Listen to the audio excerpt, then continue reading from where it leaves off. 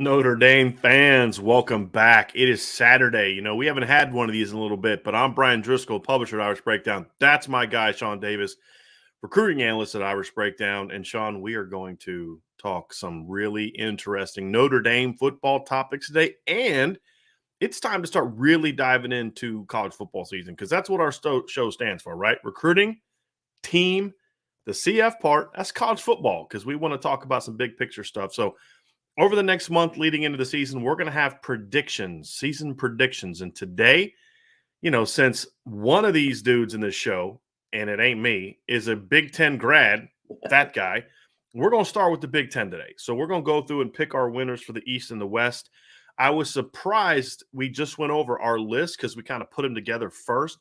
We're pretty much almost identical, and I was surprised that we had the same winner in the West. So that's going to be really interesting to talk about because I could see 5 teams in the West sneaking up to number 1 based on how some of the schedules are. So it's 4 for sure, 15 that we'll get into, and I'm going to make Sean happy with my 15 that I could see sneaking into the top 5 or into the number 1 spot. But the West is going to be one of the best divisions in well, let me rephrase. One of the most competitive divisions in college football this year. Yeah. And I'm very much looking forward to that. But first, Sean, we're going to talk a couple Notre Dame topics. We're going to talk recruiting today. We're going to talk about, Sean's idea for the show today for recruiting standpoint was, when does Notre Dame become the hunter? And we'll dive into that. And then the team topic we're going to discuss today is Notre Dame offense. We're going to discuss sort of the look at it. If Notre Dame's offense becomes the group it needs to be, and we think it can be, it'll be because of A, B, C, and D. Mm-hmm. If the unit doesn't live up to expectations, it'll be because of this. And I had threw out a number to Sean. He's like, there ain't that many. So, but we'll dive into that. I think that's going to be a very interesting aspect. And then, of course, we'll round things up at the end with the Big Ten. And depending, as long as our show's not like 4 hours long by then, we'll answer some questions from y'all as well at the end. So I can't make promises. It is me and Sean, and football season's right around the corner. So we're especially chatty right about now. So, Sean, let's get rolling with this recruiting topic because I think this is really fascinating. And the timing of your conversation as we look at the panic being kind of struck into Notre Dame fans with Keon Keeley and Peyton Bowen, I think the timing is perfect for us to have this conversation. Yeah, and it came up in our conversation, and like you said, it was kind of inspired by the fan base and how they've been feeling, and looking at all of these guys that are committed, taking visits elsewhere, whether it's Keon Keeley to Alabama, whether it's Peyton Bowen going to Oklahoma and then down to Texas A&M. You start to feel like what's going on, and the question I posed to some people this week is, would you rather not have guys signed and like scrambling in November and December, or would you rather have the class you have and then be able to hold on to them because you're winning games in the season and you're looking good, and if they come for a game day, they're even more impressed, and you're locking them up for National Signing Day when that time comes, right? And let me just give this example, and then I'll let you roll with it and get your thoughts on it. I met my wife when she was 14. She was about to turn 15 in a week, and I was 17, right? And when I was younger, Brian, she had a really, really wonderful frame. She's still a beautiful woman. Mm-hmm. She was a beautiful, beautiful young girl. And she loved to show her frame off. She was a dancer. So she loved in the summertime to have her stomach out, her legs out. Sometimes I would be with her, and sometimes she would be with her friends. But the coolest thing was that I never had to worry about sticking my chest out and letting my ego get the best of me either way, regardless of whether or not I was with her. Because she knew how to handle herself. Mm-hmm. She wasn't the type of person that if someone spoke to her, cracked a joke, introduced themselves, she would talk. She wouldn't immediately just throw out like, I have a boyfriend. No, she would talk. Like, oh, okay, fine. But if they got to a point where they started to do things that were maybe approaching the line of, okay, you're going over the line, then she would set them straight. And for me, this is how I look at recruits nowadays. Mm-hmm. Times have changed, right? And if someone is committed to you, you cannot be so insecure when other teams look at them and are attracted to them and want them on campus and want them to visit. And these young men say, okay, I'll fraternize with you. I'll talk to you. I'll see what you have to offer. But if you go too far, I'm going to let you know, hey, I'm firmly committed to Notre Dame. And and this is where everything is in recruiting. And for that, I fully believe that Marcus Freeman has taken the stance early on in his tenure that we're going to be aggressive up front. We have to be. We're going to be aggressive with these guys, show them that they fit what we want them to fit in our offensive and defensive schemes, and let them know that we have what's best for them after football as well. And then we'll focus on retaining, because that is the easier path for us right now. Eventually, can they lurk like the Sharks and the A1 Predators that Georgia and Alabama and Kirby Smart, Nick Saban are, that can sit back, let everyone jump out early, offer kids, and then just lurk, late summer on into the season and just start lining up 5-star commits to fill their class. Two totally different types of approaches to recruiting. And the question is Notre Dame, because of this uniqueness, always going to have to follow the path that they're following now? Or can they eventually become the shark or the hunter in recruiting and kind of wait and sit back and say, yo, we're going to stack up our 5 stars late in the summer and going on into the fall and winter? It's going to be interesting, because if they win a couple of national titles, it's going to be very interesting, because I believe I saw a poll that was allegedly taken by the top recruits in the 24 and 25 class yesterday, like which was which brand of which programs most recognizable brands. Recognizable, and I think Notre Dame sat at about 8th or something like 12th. that. 12th. Yeah. So that was very interesting, but it just goes to show that even though Notre Dame is doing very well in 23 and 24, if that is indeed true, there's still much work to do. I would say there's still work to do in the 23 class. Right. I think we'll both agree with that. Here's my thing, Sean, with that poll. That was actually something that was incredibly encouraging to me.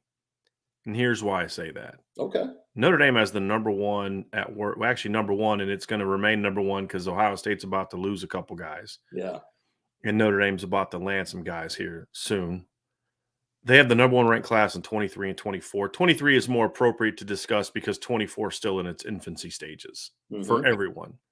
But they're off to a great start. Yeah. And yet they have the 12th most recognizable brand around there amongst top recruits, which means what? It means right now it's the personalities that are selling Notre Dame. Yeah. Not and the success on the field's been good. It hasn't been great. No. But you had like LSU ahead of them. Makes sense. You had like A&M ahead of them. I mean, some of teams like that. And you're just like, okay, a lot of it's Southern schools. A lot of the top recruits are Southern. That's going to be the case.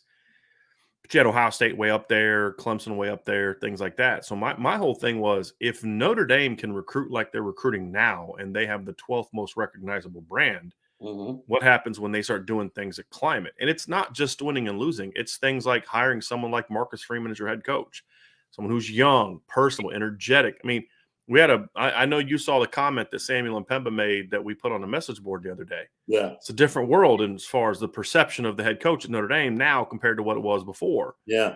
And that's going to take time. And we're talking about a guy that right now is 0-1 as a football coach, right? I mean, that's who's doing this, right? So that's a perception thing, because brand isn't just about that ranking of 12th isn't like, well, I sat down and I broke down the schematic situation on offense and I broke down the X's and O's of their defense, and this is where I put Notre Dame. No, it's It's feel, it's brand, it's perception, right? And Notre Dame has a perception of being stodgy and and a bit of stale Yeah. and you walk on campus like you know what I mean, and that's all Yeah. still need to be there, needs to be a part of who they are, but it's not a place you go to and be like, yo, Notre Dame's fun. Like, I love being part of this team, and you and I have been talking about this all off season, Sean. That is changing with the players, but it's going to take time for that to really start to resonate from a recruiting standpoint. So those things are all true. But at the end of the day, the biggest thing for me, Sean, is you got to be able to go out and show that you can win those games against those teams. Yeah. Right. And I'm going to pull up. Actually, this is actually going to be an interesting endeavor. I want to pull up. That thing. I'm going to try to find that here as we're talking, because if you go back and look at Notre Dame's record against teams that are ahead of them on that list. Right, because the first thing that jumped out to me was, okay, LSU has the national championship, but if you take it in a span of 10 years, has LSU really been a better college football program? But they're Southern, and they have a title, and they've put a mess of dudes into the first round of the NFL draft. That's true. Right. And so that's why I say it's a perception thing. It's not kids sitting there, analyzing the record of every team and all that kind of stuff. And it's you got to understand, like we had a conversation the other day, or this summer, we've had conversations about Notre Dame's the most powerful brand in sports. And that's a different type of brand that we're referring to. And when we talk to kids, when we're talking about the players and the kids, we're having a different conversation than what we're having about Notre Dame. So, for example, Miami's ahead of Notre Dame. Why? What has Miami done? Notre Dame has dominated Miami, right? Because it's not about on-field success. It's it's the branding, it's the turnover chain, it's stuff like that. You look at Florida's ahead of Notre Dame, Oregon's ahead of Notre Dame. Texas is ahead of Notre Dame. Texas has been a mediocre program for a decade. Texas A&M's ahead of Notre Dame. Again, part of this is location. It's a lot of Southern schools on that list, and there was only one Northern team on the list ahead of Notre Dame, and that's Ohio State. It's because Notre Dame's ahead of Michigan, not way ahead of Michigan, but they are ahead of Michigan. Michigan was, 16th, which surprised me. They were behind Penn State on that list, which I found interesting. But the point is like, there's a perception about Notre Dame that I think is starting to change. That's why Notre Dame does things like that Vegas video. You want to know why that was such an important thing? Because kids are going to be like, yo, this team is like, they're having fun. Like, who does that with their head coach? Who sits there and films this like little mini movie with their head coach, driving the car and doing the things that they did? Like, that stuff is all part of the process. Like, there's no kid that's going to look at that video and be like, I'm going to Notre Dame, right? But it's all part of the process. But at the end of the day, Sean, until they start winning those games, it won't matter. Now, let's have the conversation you asked. Can they be that program? I look at it two ways. Number one, when we talk about can Notre Dame be the hunter, it starts in beginning with, can you go out and get and keep the best of the best players? I think they're there already, evidenced by the 2023 class. Now, they got to go show it they can do it every year, right? Yeah. But I'm going to have an article coming out later today where I talk about, look, they've shown they can land those players. Now they got to show they can keep those players. Absolutely. So that's going to be the key on. But then that goes to the second point. Can they be the program? To me, when I think of the hunter, it's not just, okay, go out and get the great players. Number two, hold on to those players. So hold on to Keon Keeley and Peyton Bowen. It's an absolute must. And then if you can hold on to them, then get to the point where you start having the success on the recruiting trail that's followed then by success on the field. You start building something new, because the advantage that Notre Dame is going to have over a lot of other programs is if they emerge, they're going to be the new team. Yes. When was the last time Notre Dame was the new team, right? The hip team, the cool team that's now winning, right? And that's what Clemson really tapped into under Dabo. They were the cool team that came out of nowhere that nobody was expecting to become a powerhouse. Right. And all of a sudden they're getting 5 stars all over the place, right? Notre Dame can be that because of their coach. Dabo like him or not, he has a forceful personality that kids really are attracted to. That's why he's been able to recruit the way he has. That's why like 6 or 7 of his assistant coaches are former players of his. That's why they shock people every year with the guys that come back for an extra year. They're just like, oh, that guy's going back to college. Why? He's going to be a top 15 draft pick. Right. I want to play for, all that kind of stuff. And Coach Freeman has a very similarly engaging, attractive personality to where you get to the point where the next goal, the next step beyond the closing part is, are you the team that when you offer a kid that you're trying to flip, or let's say you get in on late on a kid, or you push late for a kid, that everybody says, oh crap. Right. That's where they want to be. And so that's the bigger question for me. They're going to get in on and land big time kids. The second question for me is, can they hold them? And the reason that's a question, Sean, is because we haven't seen it yet. Right. I mean, last year, you can't judge last year because, there were some successes. They kept Tobias Merriweather. They kept Jalen Sneed and those kind of guys. But there was also the failures. Lost C.J. Williams, lost Evan Moore, didn't try to sign some guys down the stretch, lost a guy to Oregon, all that kind of stuff. But I don't look at that. I can't view that the same because it was during a coaching transition. Mm-hmm. It's just not a normal evaluation period. So this is really going to be the first class we find out. Is like, okay, great. You got Keon Keeley and you got Peyton Bowen. Wonderful. Are you going to keep them? Right? That's step 2. And you got to secure that part until you can kind of get to step 3. Yeah. Right? Because that's the part that helps get you to that step 3. But I do think they can get there. And here's why. You have to have something unique about you to get there and stay there. Do you have the tradition that you can sell? Mm-hmm. Check. Bama had that. Ohio State has that, right? Clemson doesn't have that, which is why I think Clemson is a team that as good as they've been in the last stretch, I don't know if they have the staying power, because I think so much of what they did was built off of Dabo's reputation and energy, and some of the early hires he made. Are the new hires he's making going to allow them to rebrand, so to speak? I don't know. I have my questions and doubts, because if you don't have Dabo's force of personality, Sean, you don't have Clemson, if we're being honest. Yeah. Because they're not Georgia. They're not Ohio State. They're not Alabama and Texas. They don't have that brand power, that staying power, in my opinion. Notre Dame has that. Right? They have the academic piece, which is unique. Everybody tries to sell their own academic thing, but nobody can sell academics and football tradition the way that Notre Dame can. Yeah. Right? Northwestern can't do it because they don't have the football tradition and football chops. Duke doesn't have that, right? Virginia doesn't have that. And with all due respect, Michigan is not on the same level as Notre Dame from a perception around the world, all that type of stuff. Michigan's a great school and all that, but it's just not the same.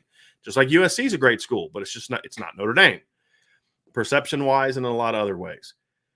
And then the final piece is there are some really, as of right now, there's some really unique aspects that Notre Dame can sell that nobody else can sell. You're going to have your own, TV. We're an independent. We play all over the country. All those things are still true as of right now. So the only thing that I would say is this is probably look.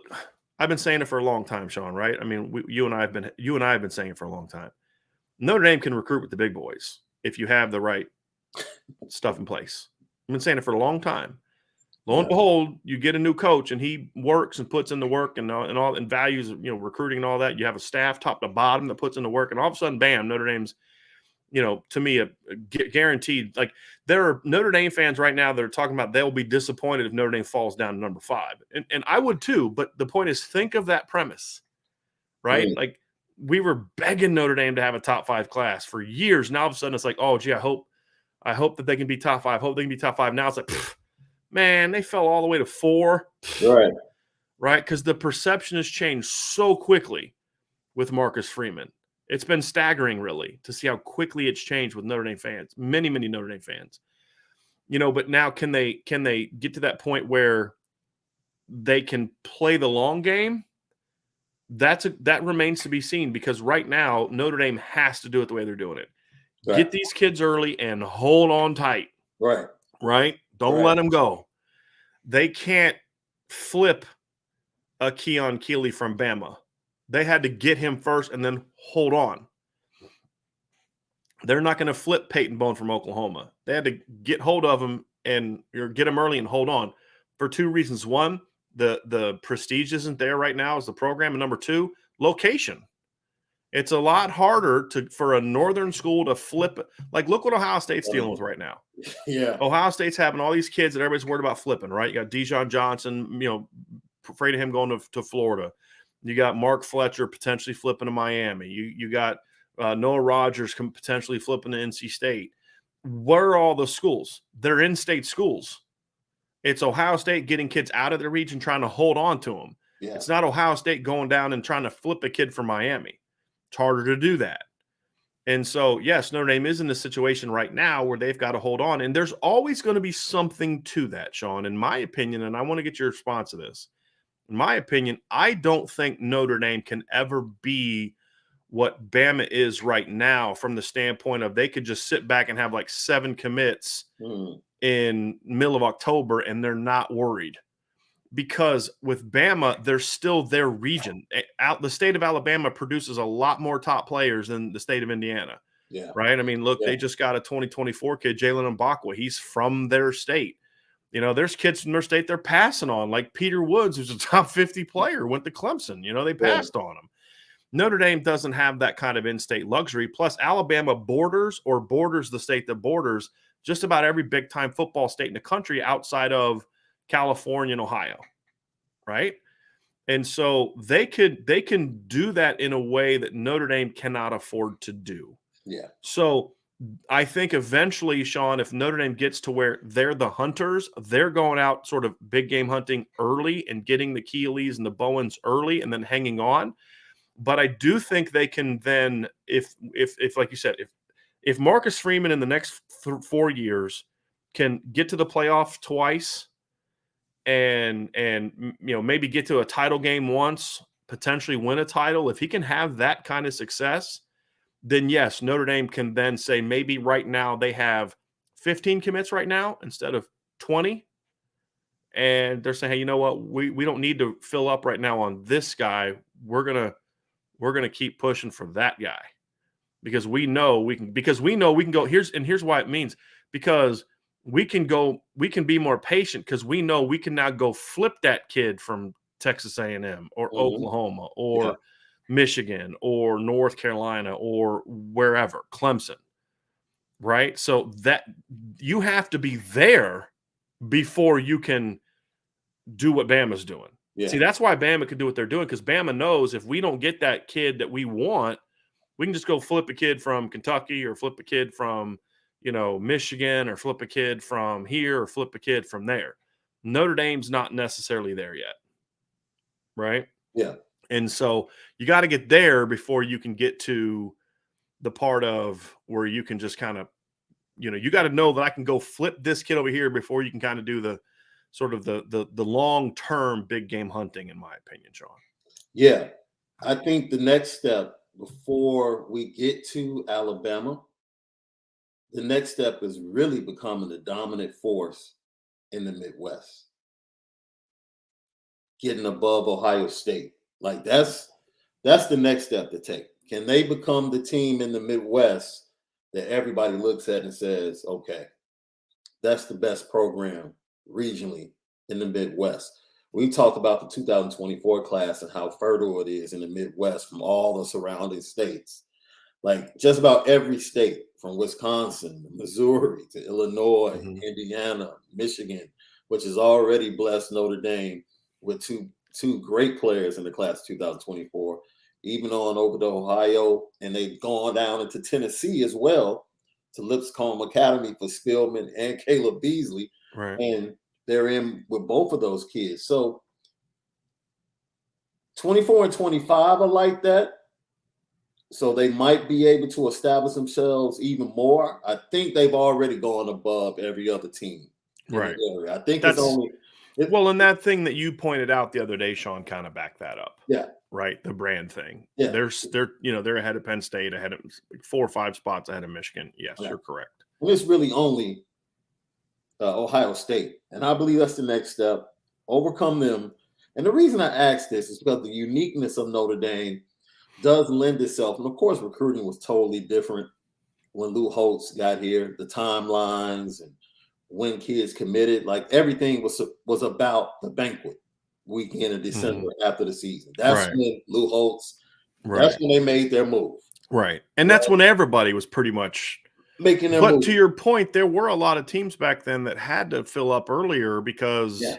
they couldn't wait They couldn't until wait. the December and January and February to do it. Yeah, Right. you're correct. Right. But eventually, I do believe that Lou Holtz, which kind of inspired along with what we saw from fans this weekend, I do believe that Lou Holtz and his recruiting got to a point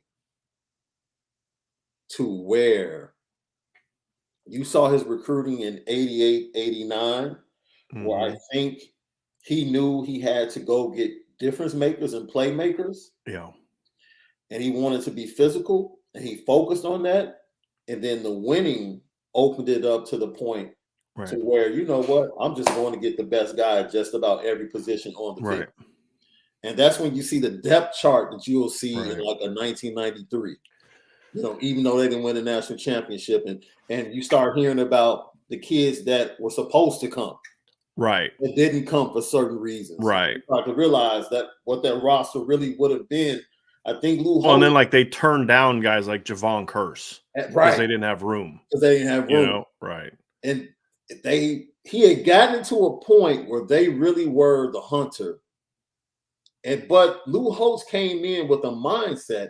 Because I want to ask you, even though they might not be considered a hunter, does Marcus Freeman have the hunter's mindset?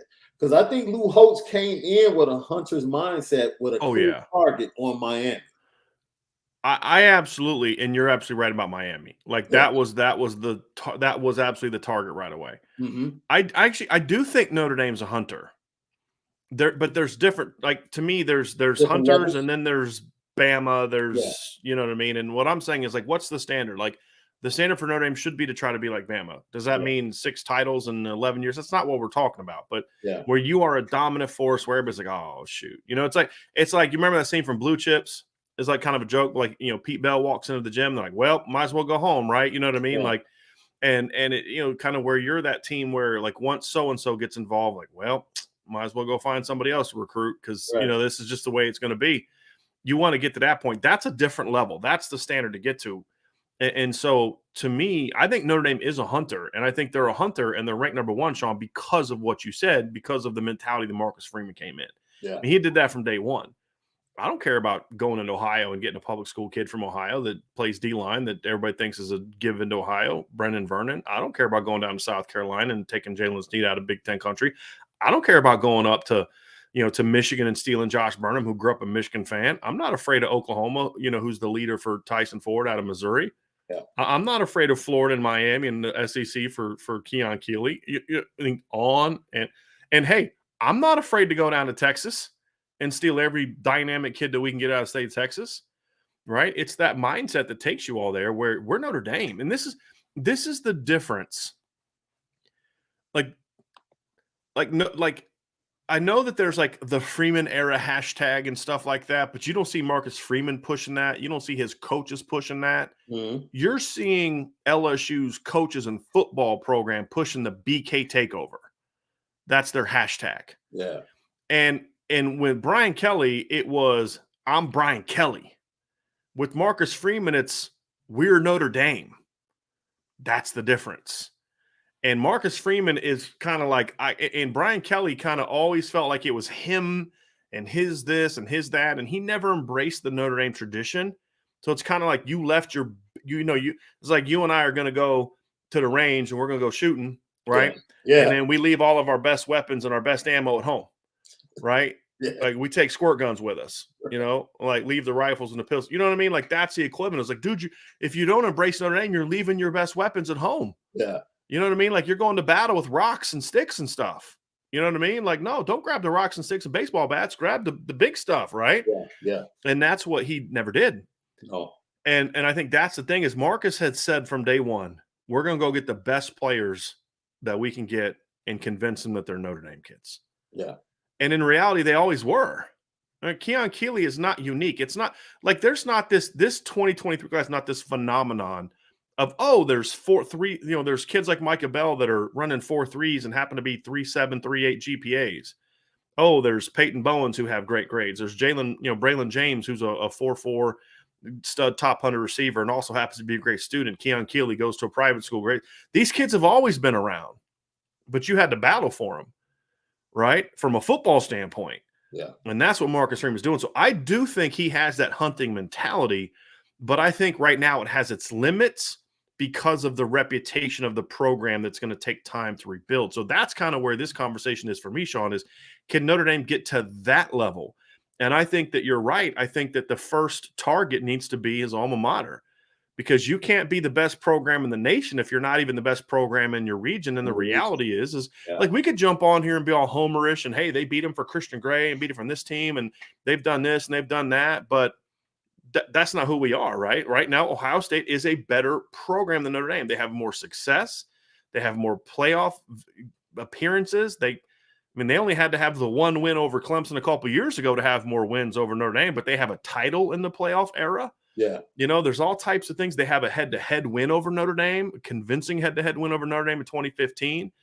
And so, yeah, you got to surpass them first to where you can go get whoever you want in the Midwest for the most part. Ohio State's always going to beat you. Ohio State beat Lou Holtz for recruits.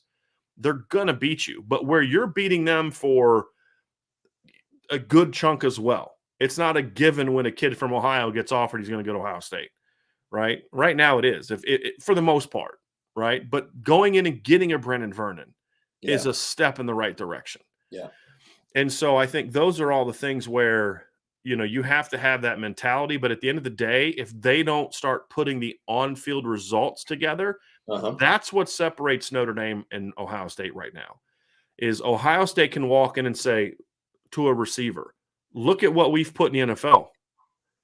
They can walk into a quarterback and say, look at the numbers our quarterbacks are putting up.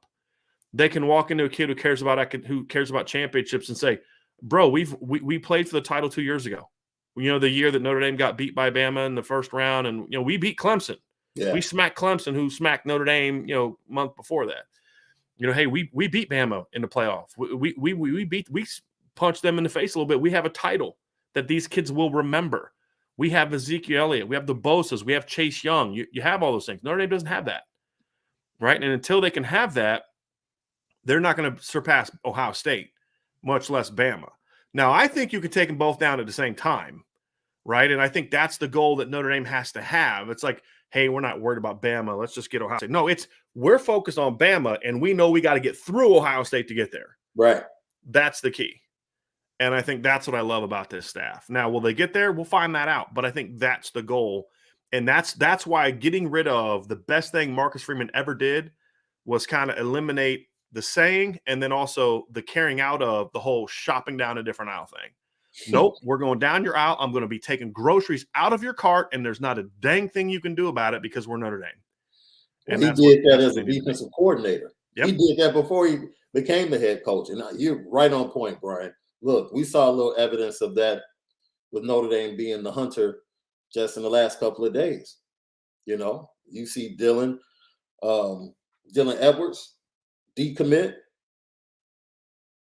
and all of a sudden, his buddy who's committed to Kansas State, like he was, quarterback Avery Johnson, issues a statement. I'm fully committed. Right. Because what's everybody thinking? Like, uh-oh. Right. Avery's going to Notre Dame now. Right. No, I'm fully committed. I'm not going anywhere. So I actually saw this. It was interesting, right? They were doing a study. I love sitting down watching National Geographic, and they studying. They were talking about sharks, and that for years, sharks and crocodiles have had a long-standing rivalry, and they're both apex predators. Mm-hmm. But the advantage the shark has, specifically in open water, out in the oceans, is that there's not too much an alligator can do when it has killed something and it has it in its mouth. Mm-hmm. It has to get to a place where it can go ahead and finish it, but it has to swim to that place. So whereas a shark can be moving and eating, and so they just basically come and pick off the parts of what he's already killed while he's swimming to his destination. And that is for me, like what you talk about, hunter, but different levels Right. of the hunter. Right. Right. They're both apex predators. Right. But Get to the point where there is no one hunting you. Yeah. Right. Like what I mean by that is like not hunting you. Everybody's hunting you, but to the point where you are now the top of the food chain. Absolutely. Right. Like hyenas, if you go to Africa, right? Hyenas are predators. Right. Right. Like there's other types of animals, but there's one predator above all the others that everybody kind of bows to, and that's the lion. Right. Right. And so it's kind of like that. It's like, yeah, right now Notre Dame is kind of like a, they're a pretty forceful predator right now, right? Yeah. But when Alabama gets involved, it's like, we got a battle on our hands. Yeah. No, I think they're going to win it, but we'll have to remain to be seen. To where when Alabama calls, it's like, Coach, I love you, man, but you got nothing for me. Yeah. Right. Well, hey man, you come here and win a championship. Hey, Coach, Notre Dame won a championship last year. Hey, we can develop you in a first round draft. Hey, Coach, Notre Dame put so and so in the first round last year. Yeah. That's when Notre Dame can get to that point. Yeah. Then it's just kind of like, okay, now it's just about the bag, right? You're only losing kids because of the bag. And the reality is there's a lot of kids, and this is what I don't think. Like I had this conversation with somebody today, and there's a lot of fear that people are just going to buy players. And I'm like, look, y'all don't understand. Notre Dame has kids committed right now that are not taking visits, not looking at anybody, have gotten substantial 6-figure offers. And I know of at least one prospect that's got a 7-figure offer that he said no to. Because kids understand, and there was some on 3 who doesn't do much good, but this tweet was good, is from their NIL channel. They put a thing out the other day where it's like a kid said, look, NIL is short money. Like I'm trying to get to the NFL. That's the long game. Yeah. And if that means I gotta, turn down this to go there where I'm not going to get developed as much to go here where I know I'm going to be here. I mean, know as much as kids can know. Then all of a sudden, that's how you keep those kids, right? There's a lot of kids like that. A lot of kids like that. I mean, if you all think that all 20 kids committed to Notre Dame aren't getting offers, you're mistaking yourself. They're getting substantial offers. It's just that these kids understand that, yeah, that's nice.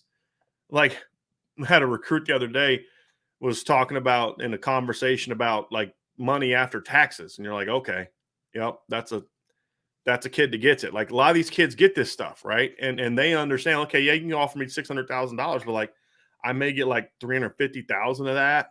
You know what I mean? And then I got to give this to my mom, and I got to give this to this guy, and my agent's taking 20%, and all this other kind of stuff. And it's like, now all of a sudden that $600,000 offer doesn't look that great.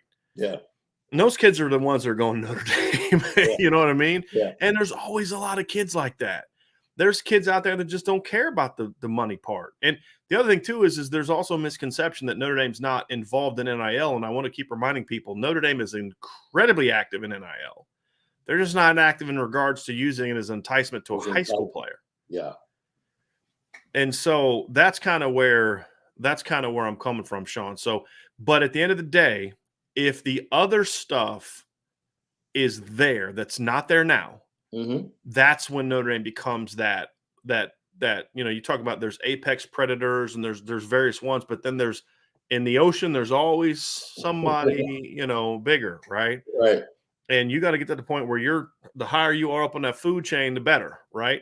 And Notre Dame's gone up the rank in the food chain the last year under Marcus Freeman, but they're still not the ultimate predator, and that's where they're trying to get to. Yeah. And that's going to require more on-field success than they've had, which means win in big games, beat an Ohio State, beat a Clemson, and not in you beat Clemson in double overtime without their starting quarterback, 3 of their best defensive players, et cetera, then go out and get curb stomped by them a month later. Right? That's not what we're talking about. We're talking about beat Ohio State in Columbus, go to the postseason, beat Georgia, I'm tired of Notre Dame relying on hey, well, we took Clemson down to the wire. Well, hey, we battled Georgia. We had a chance to win both games. Yeah, but you lost. Right? It's getting to the point where those are victories. Hey, we lost to Alabama by less than the team that lost to them in the championship game. Like, you lost by 27. Like, why are you talking about that as like that's a compliment? Like something to brag about. Yeah. Start winning those games and then, having championship success. And then also this next year could be really big for Notre Dame too, because you've got a chance to have a real epic first-round draft pick for Notre Dame. First-round draft for Notre Dame. If things go well, Yes, that's going to help. Look, don't kid yourself.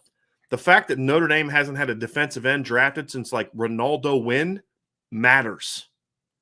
And that's legit. That's not hyperbole. They haven't had a first-round defensive end drafted since Ronaldo Wynn. At the second most important position, according to NFL scouts in today's game. Like they need pass rushers. Right. They need pass rushers. Right. You have to be able to develop them and put them in the NFL for that to be an attraction. So why is Keon Keeley looking at Alabama? If you think it's because of NIL, it's not. Will that be part of the conversation? Yeah. Could that be the thing that ultimately wins him over? Maybe. But the reason he's on campus right now is primarily because there's lots of schools that are willing to throw money at Keon Keeley, but there's only one he's gone and seen this summer, and it's Bama. Why? Because how many first-round draft picks has Bama produced? How many championships has Bama produced?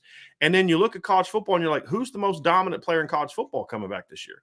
It's a guy that's going to play the position that Keon Keeley's being recruited to play there. Now, again, Notre Dame has stuff they can counter that, right? By the way, Stephon Tuitt was not a first-round pick. He was a second-round pick. So I'm telling you, Ronaldo Wynn. Guys, it's Ronaldo Wynn, okay? For defensive end. We said defensive end, right? Because Jerry Tiller was a first-round pick, defensive end. But there are things Notre Dame can counter with. Hey, come be a part of something new, right? Like, yeah, you could go be the next this guy, come here, or be the first Keon Keeley. And if you're the first Keon Keeley in Notre Dame, you're going to be a legend, right? Like I'm tweeting today about Tony Rice and his record, against top 10 and top 25 teams. Like we're still talking about Tony Rice 30 plus years later. Yeah. Right. We're still talking about Brady Quinn. Brady Quinn didn't win a title. Brady Quinn went 0-2 in major bowl games, but he's still a legend. Why? Because he did it at Notre Dame. He was a good dude and all that. But like the point is, if Brady Quinn would have done that at Michigan, nobody's talking about him right now, right?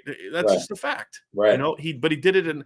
I mean, most non-Ohio State fans could even tell you who Ohio State's starting quarterback was when they won the title last time. Now we can. We're college football fans. Craig Krenzel, but most people don't have a clue. Most kids don't have a clue who Craig Krenzel was.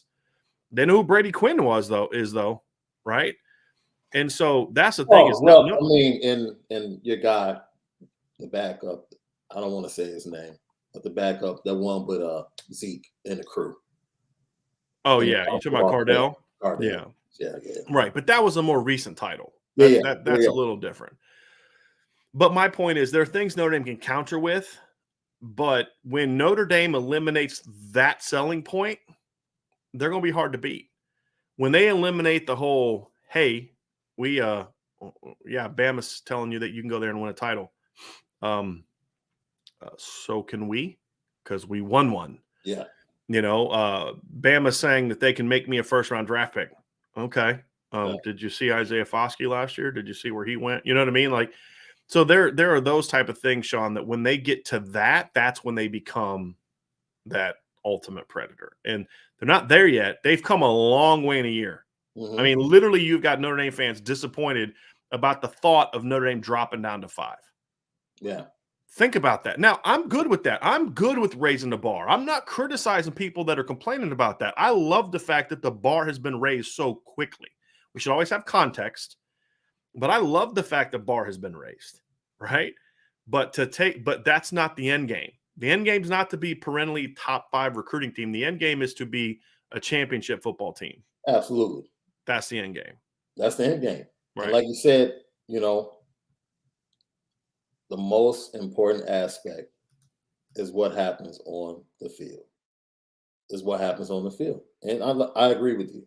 I think the pro day is going to be considerably better. It's going to have more people there, more important people. There are plenty of scouts there, but we didn't see a lot of head coaches and GMs, or as many as you see at other places, like in Ohio State, like in Alabama pro day. This year, with the guys they have that potentially will be going into the NFL draft, you'll see some of the big wigs on campus looking at Michael Mayer, Isaiah Foskey, Brandon Joseph, Jared Patterson. Yeah. Right. Yeah. And that's going to change the image, and that's going to bring more attention. And then you start to lure some of those guys like Keon Keeley, which in my opinion, look, be happy.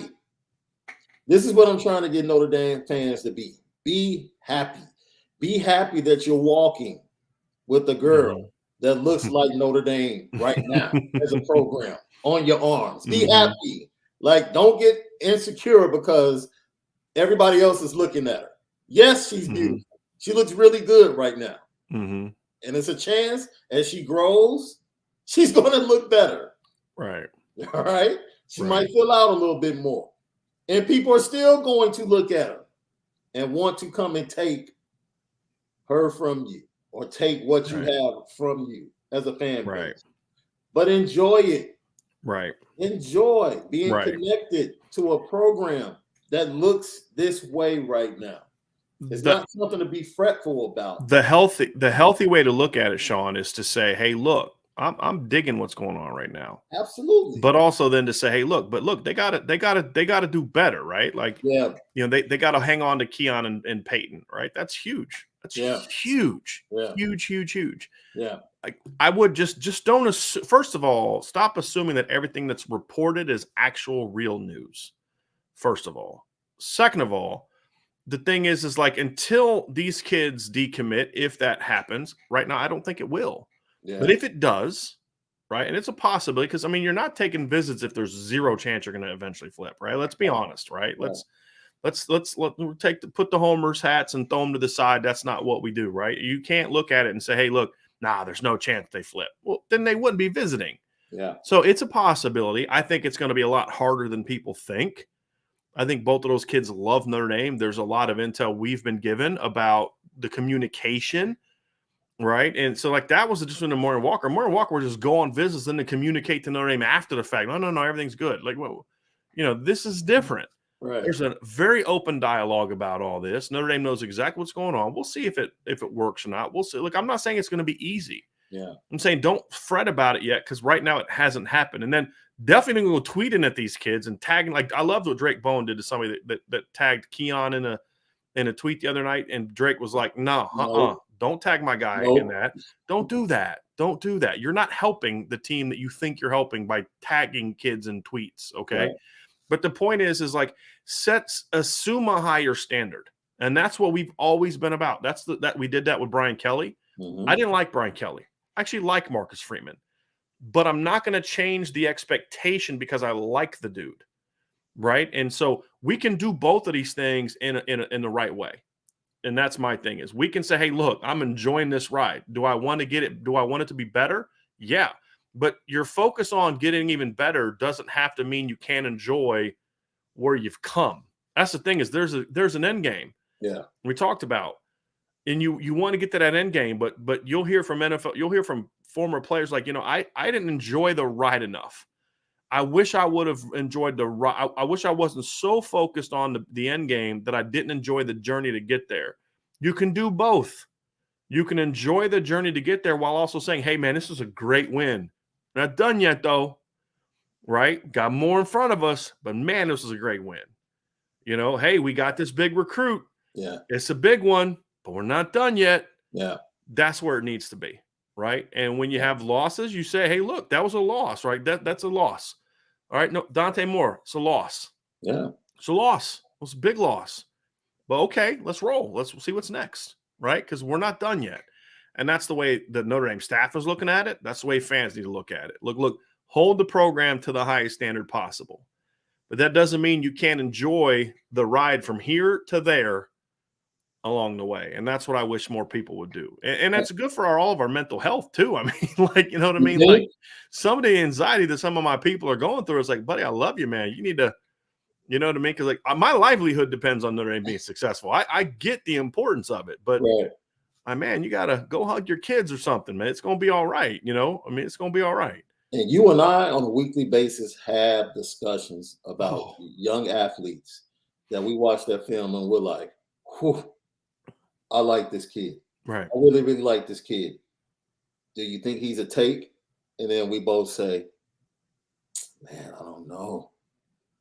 They're going after this kid. They got this kid they like, and they got that kid we like. And it's like, if you only knew just how healthy this program is Right. and how good Right. they are right now. It's Man. like some of the best stuff, and that's almost getting to an Alabama's level, right? Like there are like kids that other top programs we've discussed absolutely love and want. And Bama offered them, but they just don't have room for them. Right. You know what I mean? It's like, and you want to get to that point where you're so good. Of course, we would want Notre Dame to get the top 25 kids every year, right? But when you're good, kids are going to look at your program and say, okay, is there room for me? Right. Because Can I get on the field there? on the field there? Well, why do you think Malachi Nelson is looking elsewhere?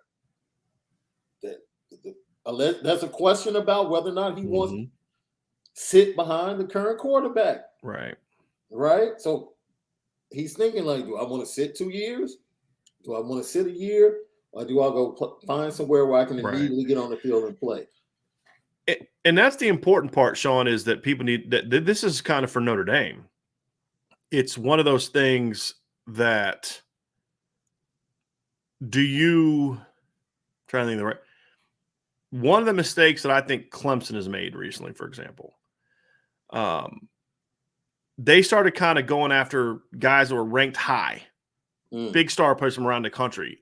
But then you look at like that guy doesn't really fit what they do, though. Yeah.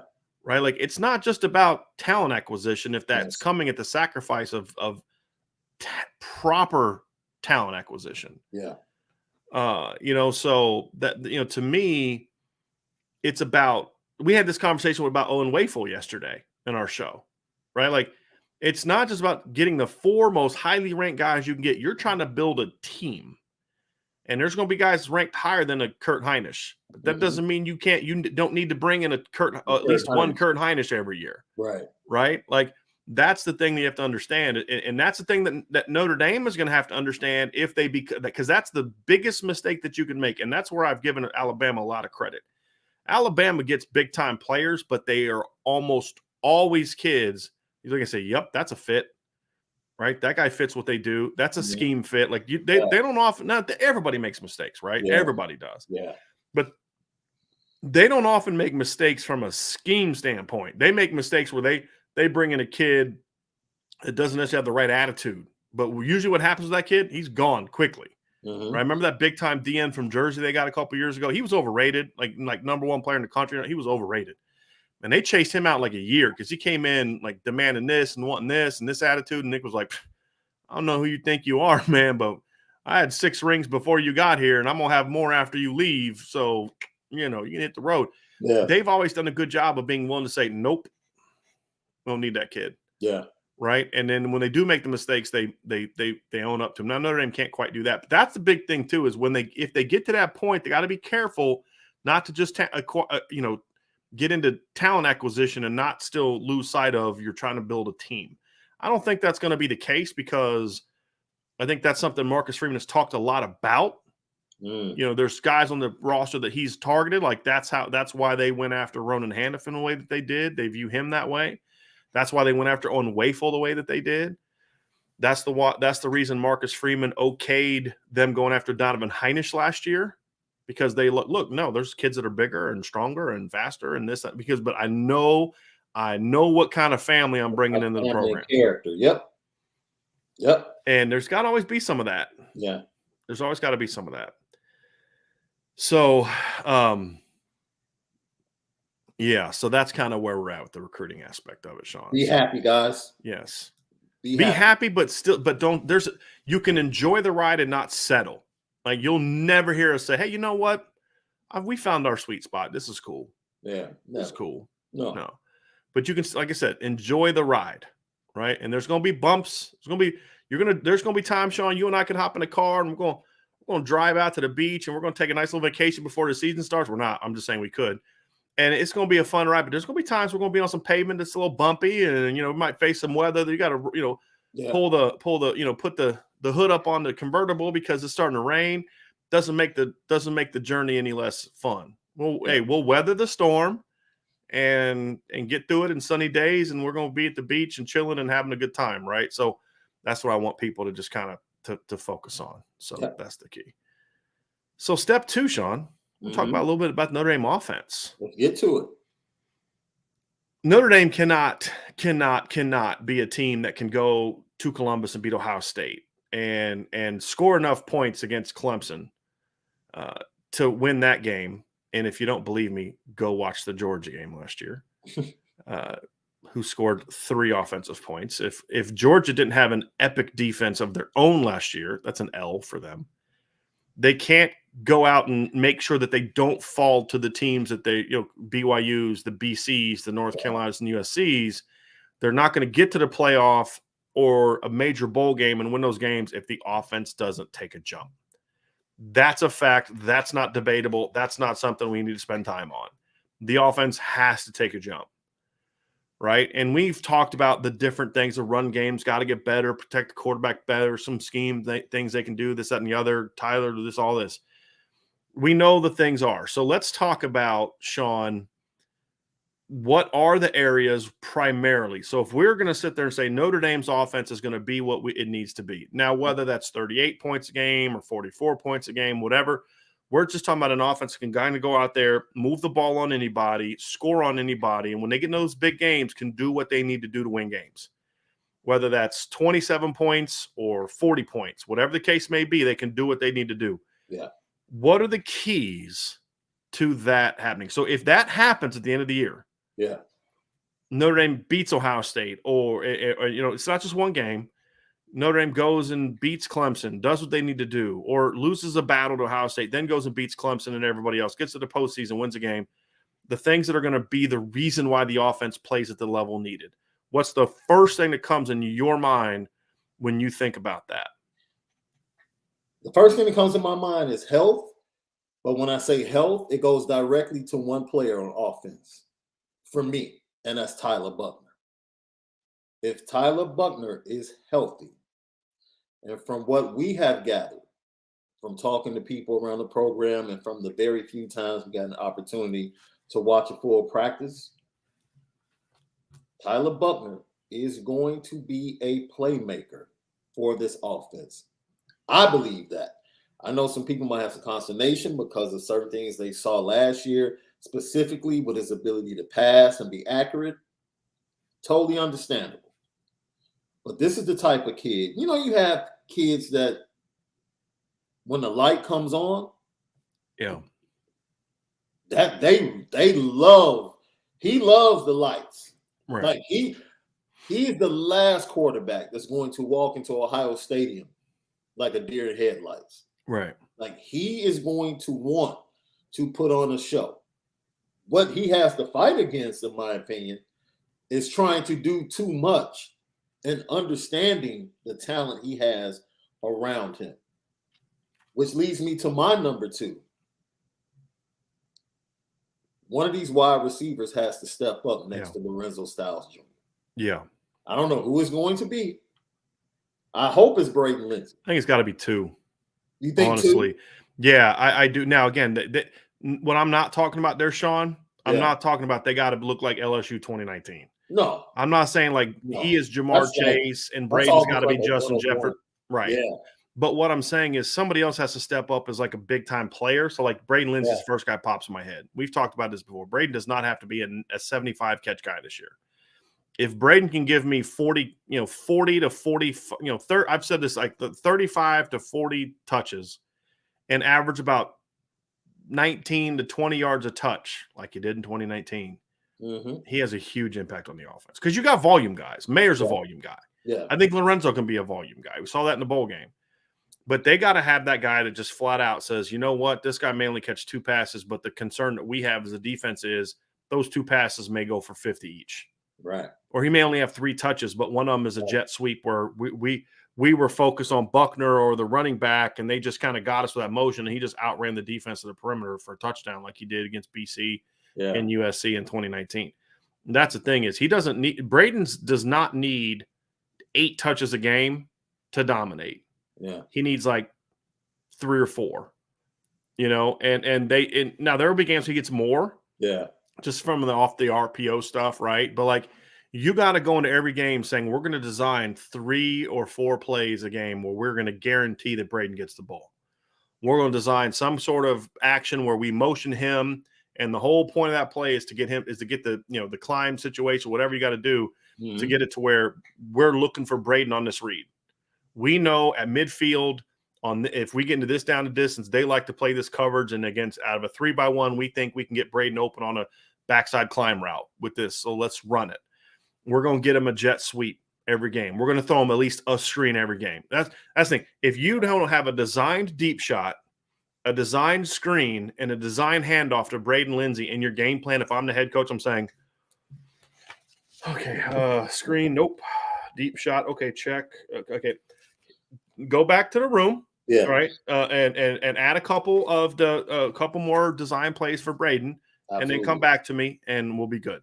Yeah. Right. Like that. That's how it needs to be. Yeah. In my opinion. So, but he's got to then earn that though. Yeah. Right? He's got to earn that.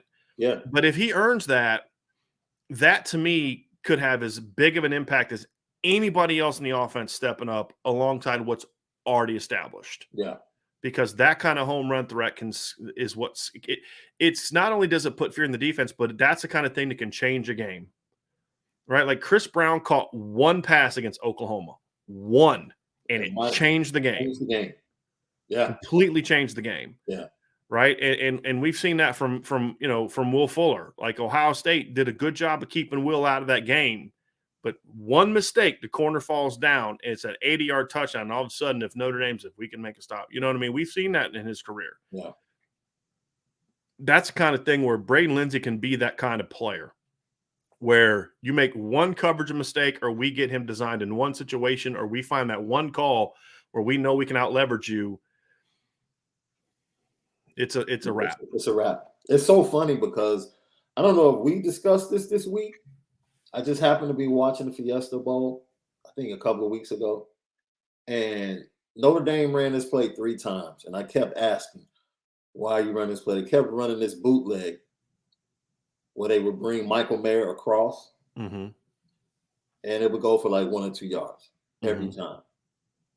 And I'm like, Jack Cohn is no threat. Right. Like, you're not forcing that defender coming down to choose. Like, go after the quarterback. He's not going to be open. But in my mind, I'm like, if that's Tyler Buckner, now we're cooking with grease. And now you start to see, I think, going to your point, I think Tommy, because of his quarterback, will have those creative options in the offense and on the playlist each and every weekend. I really do. Perfect example of what you're saying, Sean, is just go. So it's one thing to say, this is what I think could happen if this guy's – look, we've seen it, though. Yeah. Go look at the Georgia Tech game, or the Toledo game, excuse me, where it's a throw. Route. Yeah. It's a throw. Like at first I thought Tyler was going to run. Yeah. And then the guy came up and he just dumped it over. But if you go back and actually study the play, it's a designed pass. But because he's rolling out, the defense automatically thinks, uh-oh. Right. And he just pulls up and knocks it over, 55-yard touchdown to Chris Tyree. Yeah. Right? Like those kind of things show you, like when they got to worry about that run. I was talking with somebody the other day and he was like, he was like, I don't think people understand how dynamic Tyler Buckner is and how much stress he's going to put on defenses. Yeah. And so that's the point, Sean. That's a similar thing where you design that play and the one you're talking about. Imagine what that play looks like when you've got Buckner rolling out and Mayer in the flat, and they're so worried about those two. All of a sudden, Lorenzo or Braden is climbing up behind everybody. Or even a deep drag, deep climb, something like that, where it's like, uh-oh, now you got to worry about it. And so, to me, that's kind of how I look at it is when you talk about other guys need to step up, that's the key is it can't just be Lorenzo and Mike. That'll be good. Again, what are we talking about here, Sean? We're not talking about what needs to happen for Notre Dame to go 10-2. I'll be shocked if Notre Dame's not 10-2 or better. I mean, we saw it last year. They were not a good team last year.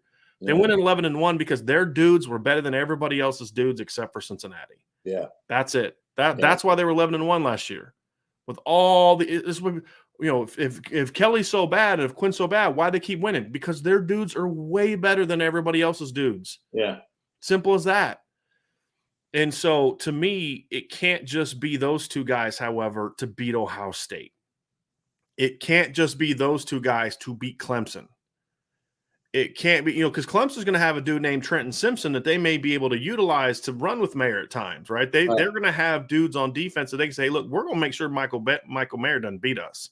And we've got at least one DB's good enough to make sure that Lorenzo Stout doesn't either.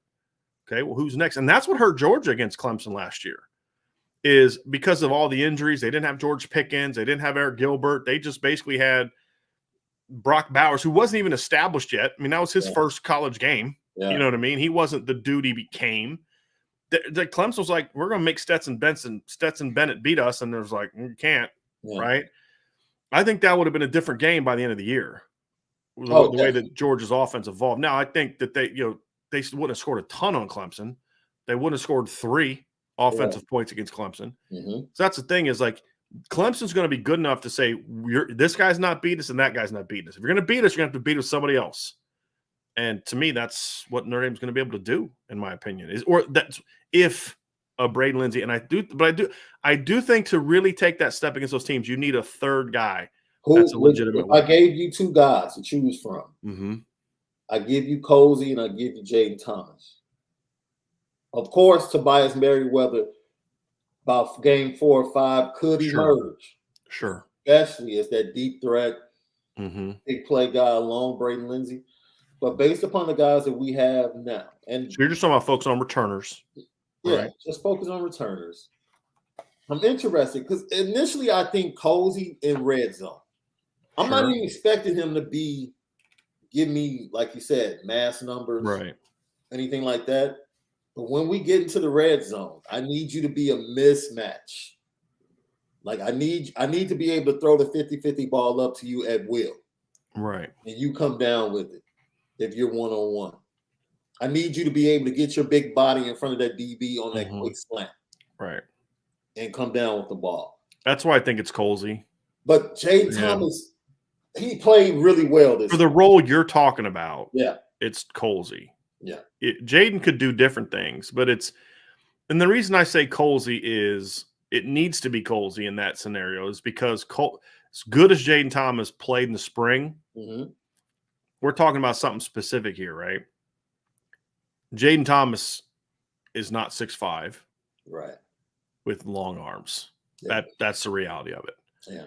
And that's the reality of it is Jaden can do some things on the field, but what he's going to do is not going to he hasn't shown to be the guy that can go out and be that mismatch. Look, Ohio State, their corners are 6 foot and 6'1".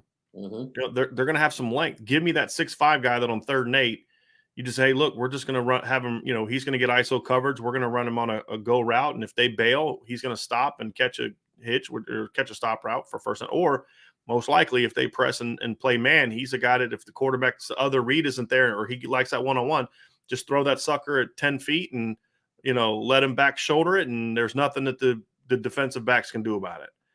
There's only one returner on the roster that can do that. And again, returner. That was your question, returner. So it's got to be that. But the other thing too, Sean, is in my world of where I'm looking at it, it doesn't have to be the same second guy every week. Like Braden Lindsey has to be a threat that people worry about during the week of preparation. Absolutely. What I'm more referring to is they've got to have somebody that's going to step up this week, and if that's what that defense can do, so maybe it's Jaden Thomas against Ohio State or Deion Colsey against Ohio State, but then maybe against North Carolina, it's Tobias Merriweather. Maybe against Clemson, it's Avery Davis because of the matchup or this, this type of thing, or maybe it's somebody else in a different game. It's just got to be somebody's got to. And the other thing too is it doesn't have to be a wide receiver. It has to be a pass game weapon. Whether it's Tyree coming out of the backfield, that's nice. But to me, it's more of a perimeter type of weapon. It could be Eli Raridan. It could be Kane Barong. I don't care who it is. It's just got to be somebody that each week somebody's got to step up and say, hey, you know what? I'm going to get my chance this week because of the matchup, and I'm going to make the most of it. And again, I don't really care who it is as long as somebody steps up. I think in specific, if you're going to give me real specific narrow niches, then I'm going to fit a player that fits that role, which is why I went with Deion. I don't care if it's Dion. I don't care if it's Jaden. I don't care if it's Tobias. I don't care if it's Joe Wilkins. I don't care if it's Avery Davis. I don't care if it's Eli Raridan or Kane Barong or Kevin Bauman or Holden States or a running back. I don't care. It's just somebody's got to step up and make that play. Yeah. And, but that's what we've seen, right? Like that's Yeah. what we see for those big teams. It's like you think about, the 2016 team and Deshaun Watson, and you've got Wayne Gallman, and you've got Mike Williams, and you've got who was it that stepped up and made the money plays? Hunter flipping Renfrow. Right? So 2018, people forget this. Yes, Justin Ross and T. Higgins made big plays that game, but it was Hunter beating Alohi up the seam. Well, he beat Alohi, but the corner was supposed to squeeze down on that, and he didn't. But that was the play that really kind of sparked them on that last touchdown drive. Yeah. That put that game away, at halftime. So, those are the things like, so 16-3 looks a whole lot different than 23-3 going into halftime. You always had that guy that, yes, you had to deal with Trevor. You had to deal with Travis Etienne. You had to deal with Justin Ross and T. Higgins. And Notre Dame was able to, for the most part, take T. Higgins out of that game. Yeah. With the exception of the one long carry when Notre Dame had to get out of their base defense and try to blitz to make a stop because they're down 23-3. They pretty much took Travis Etienne out of that game as well. Yeah. But they then couldn't also take out Justin Ross and also take out Hunter Renfrow. Yeah. And that's, to me, what makes you dangerous. And until they get to that point, they're going to need everything. Here's what it is. The margin of error is much smaller when you have a smaller number of guys that can take over in big moments. You know what I mean? And that's the key. Yeah, I agree. Third. And somebody corrected me. It wasn't Stetson Bennett. I was just speaking kind of hyperbolically. JT Daniels was actually the quarterback for that game against them. But the same principle applies. Alabama did the same thing in the SEC title game. They did the same thing in the national championship game. We're going to make Stetson Bennett beat you. And if Jameson Williams didn't get hurt, he wouldn't have. But, yes, thank you for the correction, Ryan. And number 3, you have to start because it was such – so we talked about this, such an ugly thing to watch last season. Mm-hmm. The offensive line. Oh, my God. Can I direct this conversation, Sean? Because I don't even want to rehash that because you and I were on the phone the other night when I was watching the Oklahoma State game, and I was in a good mood until I started watching that game, and I just was like, you could just hear the disgust in my voice. I don't even want to talk about that technique and all that. For me, I do think offensive line is my number 3 as well. We're pretty much on the same page. Buckner's got to step up was my number 1. He's got to be that guy. Yeah. In the big games anyway. Notre Dame can get away with him with him not playing great against 8 teams on the schedule. But to beat Clemson and Ohio State, he needs to play well. We're same page on receiver. I think health is important there at the skill positions too. They can't, because of the injuries they already have, they can't afford more skill positions. But for me, it's not just the technique's got to improve and all that. The big thing for me is I was on a radio show today. It was, I forget what it's called. It was like Southern Gentlemen, something like Southern Gents or something like it was cool sports, college football channel. They had me on and they were really good. They asked real good questions and they were asking me about certain things, about like the physicality. And I was like, the thing is like Notre Dame, and it kind of made me sad to admit this, but it's true, is Notre Dame just wasn't a real physical football team last year. No. And other than the offensive line in 2020, haven't been a real physical football team for several years, to be honest with you. They weren't a real physical team in 2019. They weren't a real physical team in 2021. They were a physical team on the O-line in 2020, but they weren't on defense. They were more of a speed, attacking. And that, I mean, they weren't a real punch you in the teeth kind of defense. They haven't been that way in a while. Yeah. But but I think a lot of that goes back to they haven't had that mentality, that physical, we're going to punch you in the face. And when you complain about it, we're going to punch even harder. We're going to punch even harder. We're going to punch even harder. We're not going to stop punching you until you quit. Right? And that was the mentality of that 2017 offensive line. That was the mentality of the 2015 offensive line. Is we're going to fight, we're going to scrap, we're going to just pound you over the head until you quit. Yeah. You can't take it anymore. And to me, beyond the technique and all that that's going to get better because he's gone and Harry's here. Right.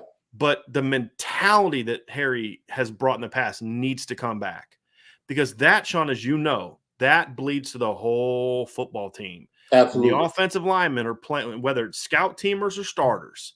And Charles Jagasol talked about this with you in an interview. He's like, man, it wasn't just watching him with the stars. Like, he was coaching up the backup dudes just as hard and just as much as he was coaching the starters. Yeah. And so, like, that mentality is going to be with your scout team players, with your walk-ons, with your starters. It's got to be everybody. Yeah. And the leadership of that team has to hold hey, look, I know that you're a walk-on, but the expectation is if you put this gold helmet on, you're going to play with us and Harry Heastan. I don't care if you're a 5-star or if you're a walk-on, you're going to play with this mentality, right? Because that bleeds everywhere. Because then the linemen, because you remember we'd be at practices back in the day, and like Q would get on the running backs if they weren't bringing it. Right. Q would talk, hey man, we gave you time. You need to make that throw, baby. You know what I mean? Like the O-line set the standard for everybody else. Yeah. And Mike Elko, we've said this on the show before. Mike Elko called the offensive line the human lie detectors. Or Quentin Nelson, because it's like, you're going to know whether because they're going to bring it. Yeah. And now the defense changes its mentality. The linebackers change their mentality because, hey, man, if you don't come on this play, my guard's coming off second level, and he's punching you in the mouth. Yeah. You guys understand what we say by that. We're talking figuratively from a football standpoint. And so when you have that, hey, you're a cornerback, and we're running the screen, don't think we're pulling up on you. You better be ready to take me on. Yeah. Or you're going to get hurt, right? That bleeds to the whole program. And to me, if that comes back, that makes – we could have even started with that because that makes everything else better. Absolutely. And that to me is if this team is going to be what it needs to be, it's going to be not just the offensive line plays better, but they play with that mentality to where when that 2017 season, Georgia found this out, LSU found this out, with the exception of Miami, every other team on that schedule knew you may beat us, but you're coming out of this fight with a limp because we're going to fight you for 4 quarters, right? And that's where they need to get back to. 2015 team I thought was that way, right? Yeah. If this team is that way, this could be Notre Dame's best football team because this is the best combination of talent plus coaching that Notre Dame has had. I don't know if it's going to have the talent top to bottom in the starting lineup as the 2015 team. It's going to have more depth.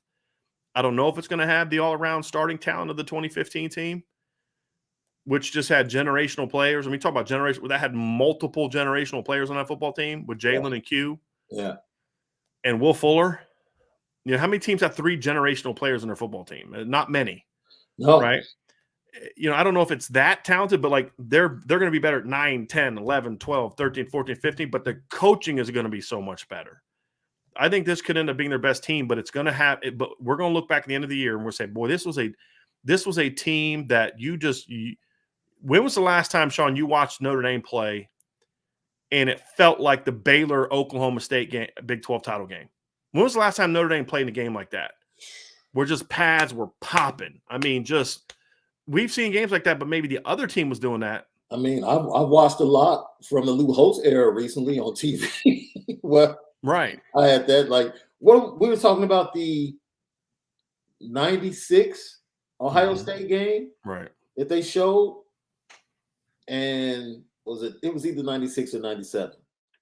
What we're talking about, and it was amazing how physical Notre Dame was with that Ohio State team. They just lacked athletes. Sean Springs and the line Belisari and Fickle, and all the great linebackers they had, and all the defensive players they had, and they just lined up. Was it Tony Driver? Oh, no, not Tony Driver. Kinder. Grandy Kinder was the running back on that game. Yeah, I think he had like 120 yards. 144. Yeah, rushing. Yeah. And that was like through the third. Problem is Scotty Graham went over for 2 bills. Right. But the problem is they just didn't have the athletes on that game. And had the athletes, but they could line up and just walk into the horseshoe and just say, okay, what we can do is we can pop these helmets and make you feel us. Right. And that is something since that 17 team, like you said. Right. We really haven't had. I'd say 18 team was that way too. I think. Okay. Because the difference is that year the defense set that tone. Yeah. And you still had enough of the Harry Heastan leftover effect with, Bars being a team leader. Even though he got hurt, he was a team leader. You had Hainsey, you had Eichenberg, you had Mustafer, you had guys that still had that mentality. Yeah. That you still had that a little bit, but that defense. But it was post 2018 is when it went away. And you know what the greatest blessing is as well? not only getting Harry Hiestand back from a style technique standpoint, you talked about being a lie detector. This offensive line and their progress, it won't be fake. Not with the defensive front they're facing every day in practice. Yep.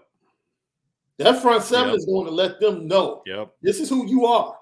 Yep. Every day. They will not walk into the horseshoe not knowing who they are. Right. They will know. And that's the blessing of having this front seven, having guys like Adam Viola and Fausti come back. It's a true test. Right. And the emergence of the young guys, the second-year guys. You guys talked about that this week, how important this sophomore class. Hugely important. Both sides of the ball. Absolutely. We're looking for guys like Riley Mills to take a huge step forward. Right? So those are the three things. I'm excited. Look, I think there's – go ahead, Sean, because there's one more thing I want to add before we move on. Go ahead. This can go on the back end. Go ahead. Okay. I do think there's one more thing, and you and I talked. The reason Sean was cutting it down at threes because when we talked, we're going to give three things. But there's just something that kind of popped in my head too. This team can't reach its full potential, and this is true of every good team. Yeah, your stars have to play like stars, especially in the big games. Yes, and so that to me, it's like Michael Mayer. He's got to be a dude in those games. Talk about it. Chris Tyree's got to be that guy. Talk about Lorenzo's got to be that guy. Yes, and Jarrett Patterson's got to be that guy. Blake Fisher's got to be that guy. And what I mean by that is what I love about some of the best teams that you see. Bama's had years like this. I felt this I didn't feel this about Ohio State's 2014 team because I felt that team just kind of overwhelmed people in the Big Ten that year. Yeah. But their 0-2 team was this way. Notre Dame was like this from like 88 to 93. It's like when the games are biggest, that's when your stars are shine brightest. And that hasn't always been true for Notre Dame. Not always because of the players, but for other reasons. They weren't always put in position to shine brightest. Yeah. But like that's something for me for this team is Blake Fisher's a phenomenal talent, and he's going to have games where he's off this year because he's a flipping sophomore. Joe Alt same way. But it can't be Ohio State game. No, it can't be the Clemson game. And, that's part of what gives me optimism too, Sean, is when I look at Blake Fisher, I'm kind of like, that kid played a game and a half last year. And that game and a half the first half was against Jermaine Johnson. Right. And then the second one was in the Fiesta Bowl against a team that was the team that led the nation in sacks. And Blake was fine. Yeah. He was like, he strikes me, and we're going to find out if that's actually true or not this year, but he struck me last year as kind of the kid. And the way he talks, the way he carries himself, like he's going to have some rough games. It's just going to be against like Marshall. It's going to be against like Navy. But when the lights are on, Blake's going to be like, okay, this is my sweet spot. This is my safe haven. You know what I mean? Joe Alt is the more steady, right, even keel guy, and Blake is the more emotional. Right. Yeah. Yeah. But does that result in him not playing well in big games? Or like you said, like the great ones, it's like when the lights are brightest, it's like, okay, this is where I'm at. The 88 team was like that. The 93 team was like that. Yeah. Some of the other Notre Dame teams were like that too. But the problem is they weren't quite good enough. Like the team that lost to Stanford, like the 90-91 teams had a couple. You're like, man, you can't believe you lost that game. Yeah. But I like I said, that's what I loved about that 0-2 Ohio State team because they weren't a sexy team. But man, when the game was big, they would bring it. And Miami was like that in 0-1. Heck yeah. Like they would barely beat Boston College, needed like the D lineman flipping the ball back to Ed Reed to beat BC. Right. But when they played in big games, they crushed people because when the lights were bright, that was where they wanted They're to be. at their best. Bama's been like that in a lot of years. The last couple of years, not quite as much, like the A&M game this year, but when Bama was great, that's kind of how Bama was. I mean, they just like when the lights were brightest, they were going to be at their best. And that's what I want to see from this team. It's offensively. And that's got to be true for Mayer. It's got to be true for Blake Fisher. It's got to be true for Buckner. It's got to be true for Lorenzo. And it's got to be true for Chris Tyree. Yeah. It does. Especially in the fourth quarter. Right. Now, point two, week 1, Florida State, 13 seconds on the clock. You're at the opposing 48-yard line. It's a wrap. Jack Cone can't hit Michael Mayer in the hands any better. Right. Can't. Oh, yeah. Right. Catch the ball, go down, 45-yard field goal, walk out. No need to go to overtime. And we've seen that before, Sean. We saw that in 2019 at Georgia. Yes. You defense does what it needs to do, forces a punt, shank punt, you get the ball midfield, 2 minutes left. It needs to be a wrap. The other teams would be like, well, we're done. Yeah. Because I remember I said this before. I talked to a Notre Dame coach in that offseason, and I was like, talking about that game. I can't remember how we got there, but he's like, I looked in the eyes of the players before the series, and I was just like, I didn't see it. Yeah. And I mean, as a coach, there's nothing that you can say or do to turn that switch on. It's just, well, why didn't he do something? There's nothing. If a kid doesn't have that in him in the fourth quarter with 2 minutes left, then you can't say something. Like everybody has like this remember the Titans feel, like, oh, Coach Boone, or I forget the D coordinator's name. Like they said this, and the reason they played well is because they gained another yard. It's like, well, that's a movie, right? You know what I mean? Like that's not real life. No, you're not out getting their work, and then the guy says something, all of a sudden that's not how it works. If you're not ready and that 2 minute mark mentally, there's nothing I can say to you at that time to change it. And that's the thing, is that team didn't have enough of those. Okay, give me the ball, right? I want this. Give me the ball. Had the opportunities though. Right. Had the opportunities. Right. Yeah. Right. You bring this up. We talk about this all the time. Like Jack Cone overthrew Lorenzo a little bit. You need to lay out for that. Get it, baby. Yeah. It's another level of effort in that moment to make that happen. Like Notre Dame had their moments in every. That's one thing I loved about Jack Cone last year. It didn't matter. Like seriously. Yeah. Whatever you're feeling about Jack Cone is, name me a time when the game was on the line that Jack Cone didn't do what he needed to do to win the game. And you even pointed at the Florida State game. Like he hit Mayer he did what he needed to do. Toledo game. Jack didn't play great in that game. He played okay. Yeah. He played good, but he didn't play. But comes in, finger gets knocked out, bam, goes out and makes plays. Virginia Tech game, gets benched, got benched. He didn't get hurt. He got benched. And then what happens? He comes off the bench, bam, they're down 10. They're down 8. They needed to score a touchdown and get a 2-point conversion. And he does what he did in that game. Like, that's the thing I loved about Jack Cone is, hey, look, man, say whatever you want about him, but when the moment was biggest, his calm was like, I got this, fellas. We're good. Yeah. I got this. I need to know that Tyler's going to be able to do the same thing. And that's what the great – hey, look, I'm going to tell you something right now. Everybody remembers John Elway in the drive, right? Denver had 13 points going into that drive. That means John Elway wasn't lighting the world on fire the first 55 minutes of that game. He's facing a pretty good defense. Exactly. But my point is, there was nothing that you're going to be able to do to stop him on that last drive. And there's been a lot of moments like that. Brett Favre found that out. Yeah. If you're going to beat John Elway, you need to blow him out. Because if you leave that baby close at the end of the game, it's a wrap. Yeah. It's a wrap. Yeah, that's what the Redskins did. Right. That's what the Giants did. Like, get them out the way early. Yeah. Niners did the same thing. I mean, that thing was over by the end of the first quarter. Right. Because if it's close in the fourth quarter, you got no chance. Warren Moon found that out. Right. There's a lot of great quarterbacks that didn't get chances to play in Super Bowls because of John Elway. Yeah. In the 80s and 90s. You know what I mean? So John Elway and Jim Kelly I'll add those two. So that's what we need to see, Sean. That's the final piece for me. Your stars got to play like stars when it matters most. If Michael Mayer wants to have an off game against Cal, I'm cool, buddy. You deserve that one. You know what I mean? But he's got to bring it for Ohio State. He's got to bring it for Clemson and USC and Georgia and Alabama and Oklahoma. Yeah.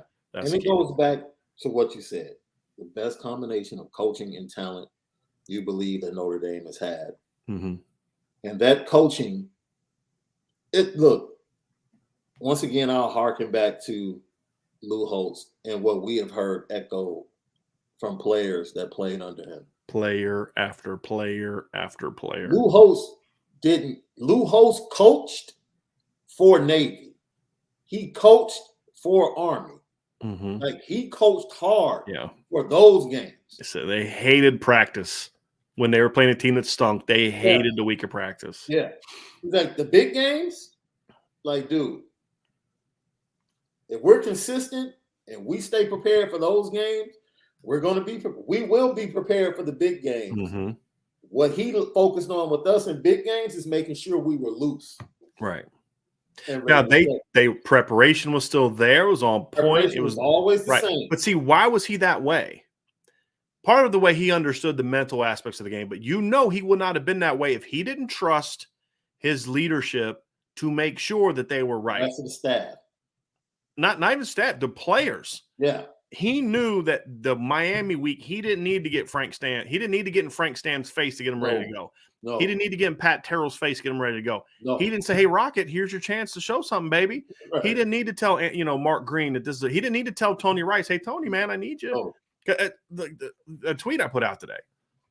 People say, why I don't care about Ian Book's record of most wins as a starting quarterback, and it's the tweet I put out today.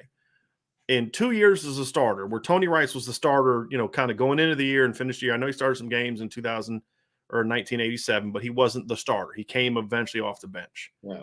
Notre Dame went 24-1, right? But of those 24 wins, 10 were over teams that were ranked when they played, and I believe 12 were over teams that finished ranked. Because remember, they beat Sean Moore and Herman Moore and Chris Slade on Virginia in the opener that year. And Virginia, for some ungodly reason, wasn't ranked that year to start the season. They finished the year ranked, though. Right. And he beat – I'm going to pull it up because it's just staggering, Sean. Like, here's who Tony Rice beat in his career at Notre Dame. And it really is just wild. Number 1, Miami. Number 1, Colorado. Yep. Number 2, USC. Number 2, Michigan. Number 3, West Virginia. Ian Book had 5 wins in his career over ranked teams. That right there is 5 wins over top 3 teams in 2 years. Also beat number 7, Pitt, number 9, Michigan, number 9, USC. And that number 9 Michigan team that year, I believe, the Notre Dame beat, I believe that number 9 Michigan team ended up ranked higher than number 9. They were 9 when Notre Dame beat them. Yes, they finished 4th that year. And their 2 losses, to Michigan's 2 losses, were to Notre Dame, who beat them by 2 points, last second Reggie Ho field goal, and their other loss was a 31-30 loss to Miami. Yes. So, I mean, and they went and beat number 5 USC in a bowl game. Yeah. Right? Like, to me, like, you knew Tony Rice had some games in his career where you're like, this guy cannot hit the broadside of a barn. He couldn't hit water if he threw a ball out of the boat. You know what I mean? Like, but when the game was big, same type of kid that will slip in the end zone. Yeah. And hit a big time pass. Yeah. You talking about against USC? Yeah. Yeah. To Rocket? Yeah. Yeah. Most quarterbacks go down. Yeah. Slips in the end zone, regains his composure. Yeah. Hits Rocket. They're off and running after being backed up. Right. And we actually, I talked to Wes Pritchett, and Wes said that this was amazing. He said the week of the Miami game, they were on a totally different field. That Lou spent all his time with the offense. Mm-hmm. He said they were done. He said when the offensive guys came in, he was in Coach Alvarez's office talking to him. But he said that's how much trust he had in Barry Alvarez and the rest of his coaches. And like you said, the leadership on that team that he did not have. It gave him an opportunity to not micromanage and be tight and to really loosen things up and come up with ideas and game plans that will force the other team, in a sense, to play left-handed, which is why you saw Miami go for a fake punt, and Lou Holtz was like, "We got him." Yeah, that's when he knew they flinched. We got him. They flinched. Yeah. But the thing about that team, though, and this is something else I've heard from players from back then, and the '93 kids felt like this about Kevin McDougal. and he wasn't as good as Tony Rice, but and Notre Dame players felt like this about Brady Quinn. And this is why I say Tyler Buckner has to be that guy. If Notre Dame's going to get to where they need to get to and get to the ultimate goal we send them against is championships, Tyler Buckner needs to have that in him. And what I mean by that is in the big games or in the big moments, it didn't matter what mistakes Tony made early. Mm-hmm. When the game was on the line, he was going to do what he needed to do. Yeah. The UCLA game in 2006, right, where Brady led him on that drive at the end. He was struggling that game because the pass rush was just Bruce Davis and the other cat that was off the edge were just killing Notre Dame's offensive line. Yeah. When the game's on the line, though, Brady was like, but they all knew it, though, right? That's the thing. Like, they all knew it. He adjusted on that drive. Yeah. He said, okay, if you're going to come wide, I'm going to step up. Right. And then come under you and get to the outside. Right. Which is what he did. He pump fake, stepped in, got outside. But that's the thing is, like, the players knew, okay, Brady's got this. Tony's got this. McDougal's going to do what he needs to do on this drive to get us where he needs to get to. Mm-hmm. There's that supreme confidence that you have in your quarterback that he's going to make the plays that need to be made to win the games. Yeah. And to me, that's what if Notre Dame's going to get to that level, because as much as we love Notre Dame's talent, we're also going to sit here and say Notre Dame has a better roster than I would argue. Definitely 10 of the 12 teams are going to play. Clemson is arguable. Ohio State, because of I've made this argument. I think Notre Dame has better position groups than Ohio State, more better position groups than Ohio State has over Notre Dame. The difference is Ohio State has it at the positions that matter most. Yeah. Right? At quarterback, wide receiver, positions like that, right? And the gap there is greater than it is where Notre Dame has an advantage. Like, I think Notre Dame has a better offensive line, but the gap between Notre Dame's offensive line and Ohio State's is much smaller than the gap between quarterback and receiver with Notre Dame. Does that make sense? Mm-hmm. So, they don't have the roster Ohio State has right now. They don't have the roster that Georgia has yet. They don't have the roster that Alabama has yet, right? Like, so in order to win those games with any kind of consistency, in my opinion, your quarterback has to play like a dude. Yes. And that's my point, is I don't care if Tyler goes out there, and this was my complaint about Ian, and I know I'm kicking Ian in the teeth a little bit today, but this is just the facts. The year he threw 34 touchdowns, I've pointed this out, 23 of those touchdowns came against teams with a losing record or were not group of five, Power 5 teams. It was like New Mexico, Bowling Green, like 5 against New Mexico, 5 against Bowling Green, 5 against Navy, 4 against Stanford, who stunk, 4 against Duke, who stunk. It was like games like that. And so, like, 23 of his 34 touchdowns came in 5 games. So, like, in the other 8 games, he threw like 11, right? Like, I don't want that. I'm cool with that, right? I want the guy that plays like garbage against Navy, but has the game of his life against Ohio State. Now, ideally, I want the guy that plays well in all of them, right? But if I have to pick between the two, give me the guy that's going to be the money guy when it matters most. Because your roster is going to out-talent the other 10 teams on your schedule. Well, let's say 9. Let's say USC's got enough talent where you can't play like real. Garbage, 18, right? 19-year-olds know who they're playing. Right. Like, they know, and emotionally, there's going to be, look, it's going to be the first home game, but emotionally, win or lose, there's going to be a drop down, right.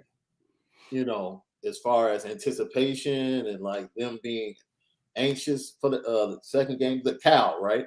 Mm-hmm. Is Cal the first home game? But like you said, they're just going Marshall to be Cal. Right. Marshall, I'm sorry. They're considerably better than Marshall, and they know it. Right. And they know it, but they still will want to come out and be impressive in the first home game. And it might be a build-up. Heck, they might come out and just knock them out the box right out of the gate. But I just don't know if it will be the same intensity as week 1. They're teenagers, man. They know who they're playing, and they're going to elevate week 1. And then, from there, like you said, Tyler and Marshall and Cal, I don't think we're going to need heroic efforts. We're going to need solid football. Right. Just solid football. And go, you know what? You can connect that to what we've just been talking about with Lou Holtz. We want Tyler to be solid every game. Mm-hmm. We just want him to elevate it from that to another level. But I'm also realistic that he's, as a kid who started 1 year of high school football and has 30 32 career passes, 33 career passes at Notre Dame. Mm-hmm. If we're being realistic, he's going to have games where it's like, yep, he looks like a redshirt or a sophomore that's had 1 year as a starting quarterback, right? I mean, that's different than like Bryce Young, who was like a 4-year starter at Mater Dei, right? Are you talking about like numbers wise or just like bullet points? Execution. Okay. Execution, where he's just going to be like, he's off today. Yeah. Right. Yeah, it's going to happen. He's basically a sophomore who has not played a lot of football in his career. He's going to have off days. Right. It's going to happen. He's going to have a game where he's going to throw 2 to 3 picks. I'm just preparing you now. You just got to hope that it's against UNLV or, 2 picks, or against, like you said, Cal, where you can overcome it. Yeah. You just need him to be that big game guy, and that's what I'm saying. Like it's same with Mayer, same with Lindsey. Like if Braden Lindsey gets shut out against Callan Marshall, I don't care if he catches 4 passes for $120 against Ohio State, right? Like, okay, whatever. Right. Good job, Cal, taking him out of the game. We're running the ball for 300 against both of those teams, so right, right. Because you're gonna have wins like what? What's that? Let's say 2010 Utah. Yeah, where Tommy played a really good game, but if you looked at his numbers, he only threw for like 131. Yeah. And I think Michael Floyd had 34 yards on 4 catches. I think Duval Kamara had 2 touchdowns and he had 32 total yards or something like that. So it's what you want to see from him, is his ability to understand the moment. Right. Right. Let the game come to him. Right. Knowing he's the dude, kind of like a Kobe Bryant, Michael Jordan. To whereas I can come out and really establish my team, but knowing that the team and the defense that I have, I can play within myself, right, and pick my spots, and have a third quarter where I have 16 points, and then finish you off in the fourth quarter, 30 points in the second half. You look at the game like, oh, he scored 50, yeah, but he really did it. Right. In these pockets, that's when he took over the games. Well, I mean, that's what are against Clemson, Ohio State? He's not going to. They're going to find ways to make it tough on him. Sure, in certain parts of games. But let's say he completes 55% of his passes in a game, but he's 6 of 8 on third down.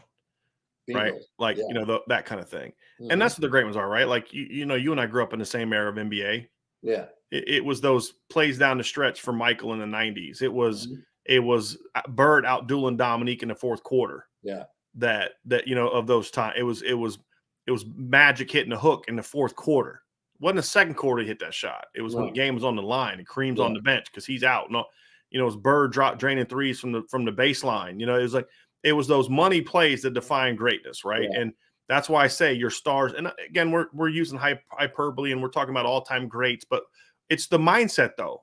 And that's something that you don't have to necessarily have Michael Jordan's physical talent to have that mindset. No, right. And that's the thing. Yeah. Kobe Bryant didn't have that Mamba mentality because he was physically gifted. He was able to be a legend because of the physical talent. Yeah. But the mindset is what took him over the top, in my opinion. But you don't need to be a great player to do that. And that's the thing about Buckner and Tyree and Mayer and Lorenzo and Fisher and those kind of guys is when the lights are brightest, that's when you're at your best. Don't you think just throughout the entire team, but specifically on the offensive side, there's one word that I think that's going to be, I won't say that it didn't exist last year. I think there's going to be so much more trust. Yeah. Between it did. You can say it. It didn't exist last year. Yeah, I don't want to be. I'll say it. I was around it. There wasn't trust last year. Yeah. Even sometimes it wasn't necessarily a conscious distrust. Yeah. But there wasn't a lot of trust. There wasn't I definitely think I'm being put in the best position to be successful. I'm just telling you. It's not a guess. That's not I think. I'm just telling you what I know to be true. Yeah. There wasn't a trust from one side of the ball or the other. Mm-hmm.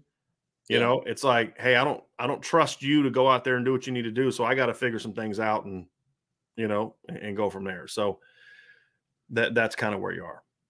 So Sean, let's wrap things up with our final topic. we're going to have some fun. We're going to talk some college football. And we want to get everybody's predictions in here. So this isn't just us talking and you guys listening. We want to hear what you all have to say. So we're going to make predictions for the Big Ten. Next week, we're going to go SEC, and then we're going to kind of work our way through the leagues moving forward as we finish these shows. So Big Ten East, Sean, I thought was, I mean, it's a no-brainer at the top. Obviously, it's Ohio State. We both had Ohio State. When I look at this Ohio State team, you know, they've got some things they got to work out. They've got some flaws, just like most teams do. But the gap in talent between Ohio State and everybody else in the Big Ten is still significant. I think some teams have recruited the last couple of years. Penn State's had a couple really nice recruiting classes in a row. And they got another one building now. I think they're slowly kind of, you know, closing the gap on Ohio State from a talent standpoint. I think the coaching is still a little bit off. Yeah. But I think, Sean, Ohio State still has the best talent. And I think Ryan Day made some changes this offseason that by the time you get to October, it's like this. If you don't beat Ohio, if some team in the Big Ten doesn't beat Ohio State by the first week in November, they're not going to. Because I think they're that team you want to catch them early, you know, as they're getting used to the new offensive line coach and the new defensive scheme and the new defensive staff. If you don't put an L on them, and if you're in the Big Ten team, if you don't put an L on them in the first 5-6 games, you're not putting an L on them. You're just not. Yeah. And I still think they're the class of the league at this point in time, and especially the East. I think the East is going to be competitive at the top, but I mean, Ohio State may catch a L this year. I mean, they may, but there's a pretty big gap, and I still believe this is a quarterback-driven situation. And I look at the quarterbacks in the league, and the next best quarterback is what? The kid from Michigan State in the East. Yeah, you know, it's definitely not 14 in Happy Valley. Right. But we'll get to him in a second because he is pretty important. But just as far as putting a team on his shoulders, he's just not that guy. No. But that right there, though, the fact that Penn State relies so heavily on Sean Clifford explains why there's a big gap between Ohio State and everybody else. I totally agree. And the most important thing is that Ohio State knows it.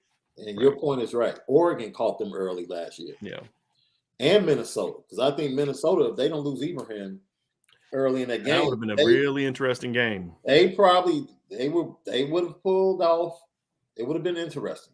They had a great shot at pulling off that upset. Mm-hmm. And now you just have a really confident bunch of skill players at Ohio State, right? Yep. And I think that's where Notre Dame is headed to, where we're eventually going to be. Like, we won't be sitting here wondering who's going to step up. I think in 2 or 3 years, we're going to have the combination of Braylon James, Jaden Greathouse, and Rico Flores, and we're going to be talking about, I don't think anybody can stop us. So Michigan might be the only other team from a skill standpoint that really have. Michigan has some playmakers at different positions. They have Henning, Corum, Wilson. They got Ronnie Bell back. Ronnie Bell's back. Anthony will be.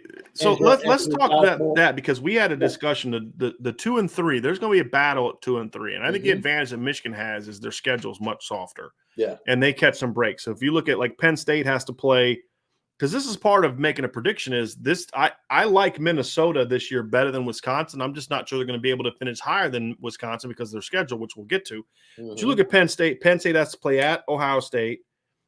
I'm sorry, that was last year. They have to play at Michigan. And so it's kind of like, okay, if it comes down to they both have 2 losses, Penn State and Michigan have kind of pretty much beat each other up at on their home field. So like Michigan wins at home and then Penn State wins at home. That's kind of how that rivalry is kind of going back and forth. Penn State's going to have to beat Michigan this year at Michigan, to me, to have that head-to-head, because I could see them both having 2 conference losses.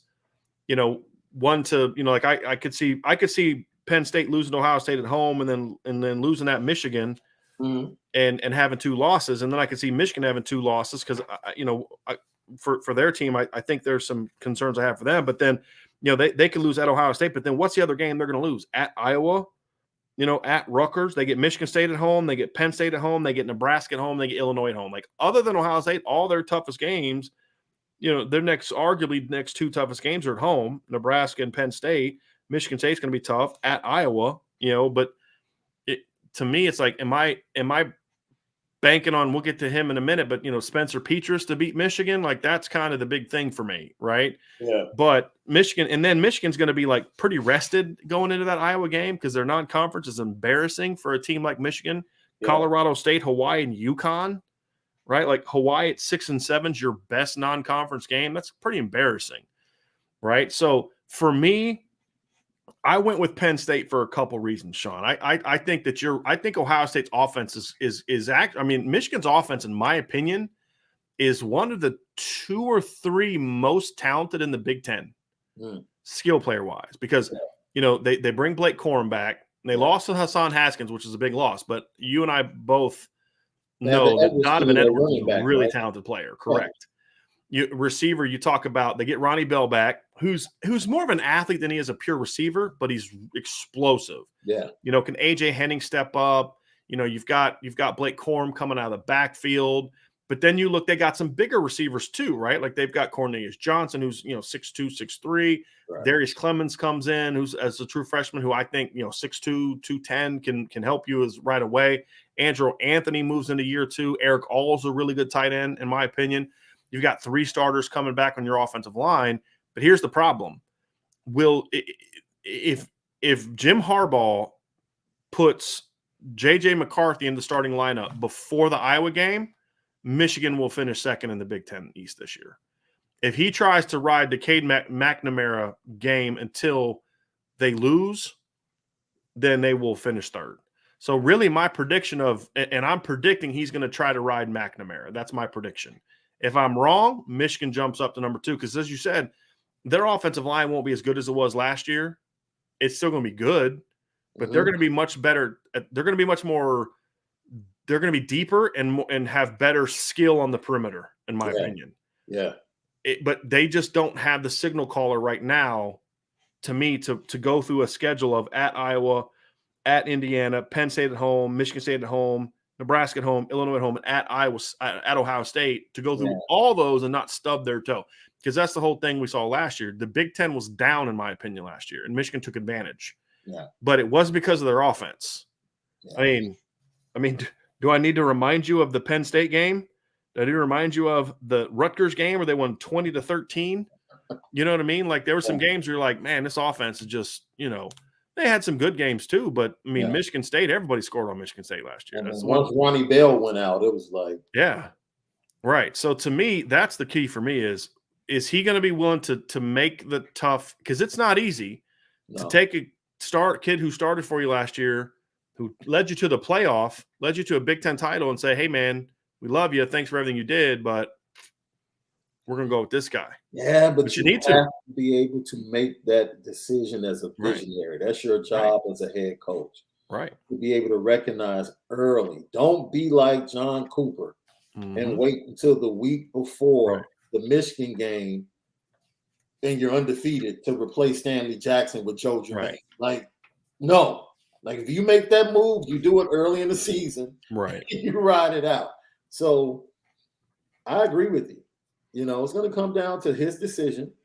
Their pass rush, they have talent, young talent on the defensive line, but the pass rush might not be as dynamic as it was last year. So there will be a need for the offense to be more dynamic. Right. The defense won't be right. The defense won't be bad. Yeah. Right. Yeah. But you can't just lose Aiden Hutchinson and David Ajabo Dax Hill and Mike McDonald as your D coordinator and just keep rolling. They don't have the talent to step in and replace. They're not reloading the way that other teams are. Right. Like Michael Morris is a good player on the edge, right? Taylor Upshaw is a nice player on the edge, but they're not Aiden Hutchinson and David Ajabo, right? So other guys are going to have to step up. Their experience at linebacker coming back, but they're not going to be able to just go out there and win 17-13 games this year. They're going to need to be able to score a little bit, and I think they can. Now, Penn State, on the other hand, is a really interesting team because I actually think Penn State has a lot better talent than people realize. I think they're the team that can actually compete with Michigan next for the second most talent on the skill positions. And I know that may sound crazy because they lost Jahan Dotson. Yeah. But they got some really good receivers coming back. I like Parker Washington a lot. They've got some good running back step into the equation. Nicholas Singleton is the kind of kid that can just step on a field as a true freshman and say, I'm the best back you got. I mean, that's the kind of talent Nicholas Singleton has, in my opinion. And they got some other kids that stepped in. I think that the Saunders kid that they landed last year, Caden Saunders, that they got out of Ohio, can kind of step in and fill somewhat of the void that Jahan brought from a down the field standpoint. He's not going to be Jahan Dotson as an all-around player. Yeah. But just the speedy, shifty, vertical guy, he can fill a little like the Braden Lindsay role. I think he can bring some of that as a freshman. Mm-hmm. I think their offensive line was a little beat up last year. They're going into another year with their offensive line coach, who I think has a good reputation. Yeah. He inherited a bit of a mess, Phil Troutwine. So I think the unit's going to be better. Salim Wormley comes back from an injury. They're going to be better up front. Kid that a lot of Notre Dame fans are going to remember, Landon Tangwall, slated to start at left guard for them, which is where we always thought he was better suited anyway, was a guard. So I actually think Penn State is a good football team. The problem is they've got a Cade McNamara type of situation too at quarterback. Now, the thing I love about Sean Clifford is the kid's a winner, though. I mean, he's that kid that if the game's on the line, you feel like he's going to make a play.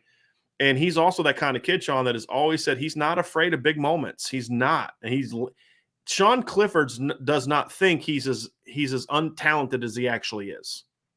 That's the good thing for him and the problem for opponents. Is Sean Clifford thinks he's better than he is, and he has that type of mentality and that mindset of you give me the ball at the end of the game. I mean, you look at their games last year, Sean. I mean, let's look at Penn State's results last year. They lost to so the first loss, they start 5-0, beat Wisconsin on the road, beat Auburn. Right. Their first loss was on the road against at Iowa, 23-20. It was 20-0 when Sean Clifford got hurt. Yeah, they win that game with Sean Clifford easily. Yeah. The next week they lose in overtime at 9 overtimes to Illinois. Sean Clifford played, but he was not right. Right. He was not right. Then they go lose to Ohio State by 9. That was a game they battled, right? Ohio State just had better players. They lose to Michigan by 4, and again, their offense just never quite recovered. And then they lost to Michigan State by 3. So this is a team that was out there losing competitive games. They have a small margin for error, but I feel like with Clifford coming back, as long as he's not too distracted with all the NIL stuff he's trying to get involved in, that's my only concern about that. Yeah, is can he's trying to build this union, and he's got his own NIL company and all this. Like, hey, let's make sure you're ready to play some football too there, buddy. Yeah. Right. So that's my only concern with him. But if he can be healthy, I think Penn State can give Michigan a run for that number 2 spot. And the biggest reason is I think that the schedule is somewhat favorable for them. They get Ohio State at home. State at home, yeah. And if Ohio State's going to lose a game in the Big Ten, it's going to be to Penn State. Because of all the teams in the Big Ten, that is the one team that year after year after year is just not afraid of Ohio State. Now, they lose more often than not because they're just – Ohio State's better coached. James Franklin is and this is the other thing. All my issues with Jim Harbaugh. He's a solid in-game coach. Not great. He's solid. James Franklin's a terrible in-game coach. Right? So if everything is equal, he's going to make some dumb decision that's going to cost you a ball game. Yeah. But they have not – say what you want about James Franklin. He has his teams mentally ready to play Ohio State every single time they step on the field. Yeah, I agree. Including games where they're completely outclassed talent-wise, like the last 2 years. Yep. And they get them at home. If Ohio State's going to lose a game, it's going to be that one. I'm not predicting they will. I think Ohio State's going to run the table in the Big Ten this year. But, I think that's the game to watch. That's a game to watch. There's a couple games to watch. But that more than any is the one that you look at because they're not going to be afraid of them. No. The question is can they avoid, losing at Michigan, and can they avoid upsets? Home against Michigan State, home against Minnesota, home against or at Purdue. Those are games where they got to handle their business. They can handle their business, then I think that they'll be the number 2 team in the league because I think they can beat Michigan. I do. If Cade McNamara is your starting quarterback. And that goes back to just the entire conference being a lot more competitive. Right. Because the West will be more competitive. Right. Those big teams in the East are going to have a more difficult time when they have to face those teams from the West. So I think the order is pretty much spot on. 2-3, Michigan, Penn State can flip-flop. It's going to be, I think Penn State is the better team. And we're not being disrespectful in saying that because, I think Michigan State is going to be solid. Right. They're just going to be 4th. Yeah, I think Yeah. they'll be solid. And they could pull a couple of upsets. I mean, they're still going to be a good team. Yeah. I mean, but they're just not going to be as good as those other teams. No. I mean, and when you look at Michigan State last year, man, they were a good team last year, but they barely beat Michigan and barely beat Indiana and, barely beat Nebraska. And they, honestly, here's my take on Michigan State. I felt like they kind of won with a little bit of smoke and mirrors last year, to be honest with you. I think they took advantage of the league being down. I think Coach Tucker did a good job of developing them to be a really physical team on offense. They rode Kenny Walker big time last year. Big time athlete, yeah. But I think losing him and losing the receiver that they lost is going to hurt them more than people think, because their margin for error was really thin, in my opinion. And so that's kind of my issue with Michigan State.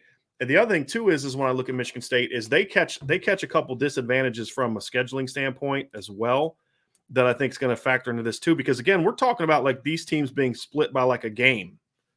Like we're not talking about Michigan State going like 6-6 this year. Right. But when you look at their schedule, they play at Maryland, and that just is a bad matchup for Michigan State, in my opinion, because here's the thing.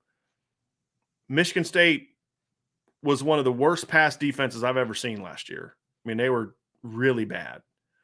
And when Maryland's on Tungavaloa with the receivers he's got, Raheem Jarrett and Demas and all, I mean, they got some weapons. That's a bad matchup for Michigan State, in my opinion. Demas is coming back. Yeah. Yes. And you just don't know which version of Maryland's going to show up. That's the problem. But they also play at Michigan and at Illinois and at Penn State. And we'll get to Illinois in a second, but that's not going to be an easy game to play. And honestly, the thing that's going to hurt them too is they play at home against Ohio State and Wisconsin. Especially Ohio State is like, this is a year, if you're trying to battle for that number 2 spot, John, this is the year you want Ohio State on the road. So catch that L on the road so you can get another team at home, right? But they're like, to me, the opposite of Penn State. Michigan State has had some really good teams get annihilated by Ohio State. Yep. I mean, it's like, remember 2017 and a really good football team? They went out and got absolutely annihilated by Ohio State. Last year's another 56-7. And honestly, watching that game, it could have been worse. I mean, they had no answers for Ohio State. And it's just one of those things where it's kind of weird. Like the years that Michigan State's given Ohio State a game are years when they weren't that good, and Ohio State just kind of sleptwalked on them. Yeah. But like 2017, that Michigan State team won 10 games and had a really good football team, beat Washington State in the bowl game, beat Penn State. Look what happened when they went to Ohio State, 48-3. I mean, they're not even competitive against Ohio State. So I just don't see that changing now that they don't have Kenneth Walker. I don't see that changing. So I think Michigan State schedule, because again, we're talking real life here, right? Yeah. It's not what we feel or who we like. You got to look to make a prediction. You got to look at the schedule and say, this team may be slightly better, but their schedule's a little tougher, and that's just going to hurt them a little bit. So I thought Michigan State played a little bit over their ability last year. Yeah. And this year, I don't think they're going to be able to get away with that, because I think Penn State's going to be better. Michigan's still going to be a tough matchup for them. There's some other teams on the schedule I think are going to give them a tough time. So that's why we have them 4th. Then we have Maryland 5th. They're going to have some wins which are like, wow, that's a heck of an upset for Maryland, because they got some athletes. And then they're going to have some games where like, oh, how did they lose to that team? How'd they lose by 25 at home to a team with 3 wins? Like, how did that happen? I think this is a big year for Mike Locksley. Yeah. Big year. He needs to come up with 8 to 9 wins. Yeah. Show some progress in their program, because like you said, they've had athletes. Yeah. Especially on the offensive side of the ball. Yeah. To be able to put up points, they've still found a way to. Was that running back they had a couple years ago? It's his first year. Remember that kid? The kid from Maryland? Number 5, right? Oh, yeah. Anthony McFarland. Yeah. After Ohio State, a case could be made that the most dynamic 1-2 punch at receiver in the conference is the 2 kids from Maryland potentially coming into this year, Demas and Raheem Jarrett. Yeah. It's a conversation to have, but they're in the conversation. Yeah. And Tungavaloa looks like some weeks he just looks like this kid shouldn't be starting at quarterback in the Big Ten. And then other weeks you're like, yo, this kid is throwing some dimes. Yeah. Does he become more consistent this year? Yeah. I have a hard time believing he's going to be more consistent because of the program he plays in. Yep. It's one of the most undisciplined programs you're going to find. And if you know Mike Locksley, you understand why. Why. Right. And then Even I have Indiana 6 and Rutgers 7. The only reason I have Rutgers 7, I think Indiana's going to struggle. I love Tom Allen. I just don't think he's a head coach. I think they lost too much talent. I don't like the kid they got coming in from Missouri. I think but the reason I have Rutgers finishing 7th, I think Rutgers is going to have a lot of competitive losses. Gavin Wimsatt is a kid is going to be a future standout in the Big Ten, but he's technically a freshman, really age-wise, because he enrolled early. Not enrolled early, he reclassified and played for them last year. That's going to benefit him more next year than this year. The problem is for Rutgers, and the reason I have them finishing 7th, their schedule is brutal. Yeah. So, I mean, I'm like looking at their schedule. I'm like, that's just not even fair looking at their schedule. They play at Boston College in the non-conference. Then they play home against Iowa, at Ohio State, home against Nebraska, Indiana at home, at Minnesota, home against Michigan, at Michigan State, home against Penn State, at Maryland. Like, that's a brutal schedule for Rutgers. So I think their record is not going to reflect how competitive they're going to be this year. Yeah, I think Greg Schiano was finding it a little bit more difficult in his second term to kind of create the same buzz. But, I give them credit, man. They play physical. They play tough. Right. And like you said, they showed up they gave Michigan State a heck of a game at Rutgers. They gave Michigan a heck of a game. Yep. At the Big House last year. Yep. So, they've almost beat Michigan twice. Or didn't they? They almost beat Michigan the year before. Lost 48-42 in the COVID year. Yeah. Yeah. They play hard, Sean. I think with the schedule that they have, for me, it's just one of those things where they're going to be better than their record shows. I think he's adding talent. Yeah. I think they play hard. They compete. It's just the schedule set up really rough for them. Really rough. That's my only concern. Yeah. Now they could pull off some upsets, right? Because again, I mean, they went 5-7 last year. They're not a bad football team. Yeah. But they beat Temple, they beat Syracuse, they beat Delaware, they beat Illinois, and they beat Indiana. Right? Like, I think they're going to be a better football team than Indiana. Yeah. I just think Indiana's got a more favorable conference schedule. But it wouldn't shock me to see Rutgers be ahead of them. And and then the other thing that hurts them is I just feel like the top of the conference is so heavy. It's like there's the top 4, and then there's a bit of a gap, and then there's Maryland and Rutgers and Indiana. So it's going to be interesting. Let's go to the West. Let's do it. I would argue there's 5 teams that I would not shock me to see win the West. And we both went so we kind of made our predictions before we talked just to kind of see where we were, and we fell in the same line. We both have Nebraska winning the conference. Now that may seem crazy when you consider they went 3-9 last year, but they were the best 3-9 team I've ever seen in my life. You don't see teams go 3-9, outscore their opponents by over 60 points last year, because their worst loss was 9 points to Ohio State in a game where they had the ball in the fourth quarter with a chance to take the lead. Yeah. That 3-9, look, if he has an average quarterback, right, that 3-9 is 7-5, 8-4. Right. Easily. Right. They are physical up front, both sides of the ball. I think it's Mark Whipple is the new offensive coordinator. From Pitt. So we'll see how that goes. And once again, I mean, it's about 4 or 5 coaches in the Big Ten that this is possibly a make or break year. It's no different for Scott Frost. Right. Defensive, like I said, he lost a lot in his secondary to the NFL, but he's been able to get talent. Right. And he's been able to recruit the line of scrimmage. And they got a lot of transfers this offseason. Yeah, the quarterback situation, of course, is going to be the tell. Yep. That's going to be the tell for Nebraska.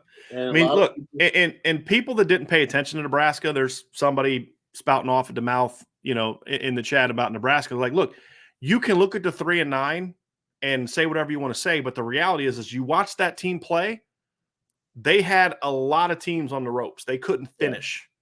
What's funny is, what the worst loss they had all year was?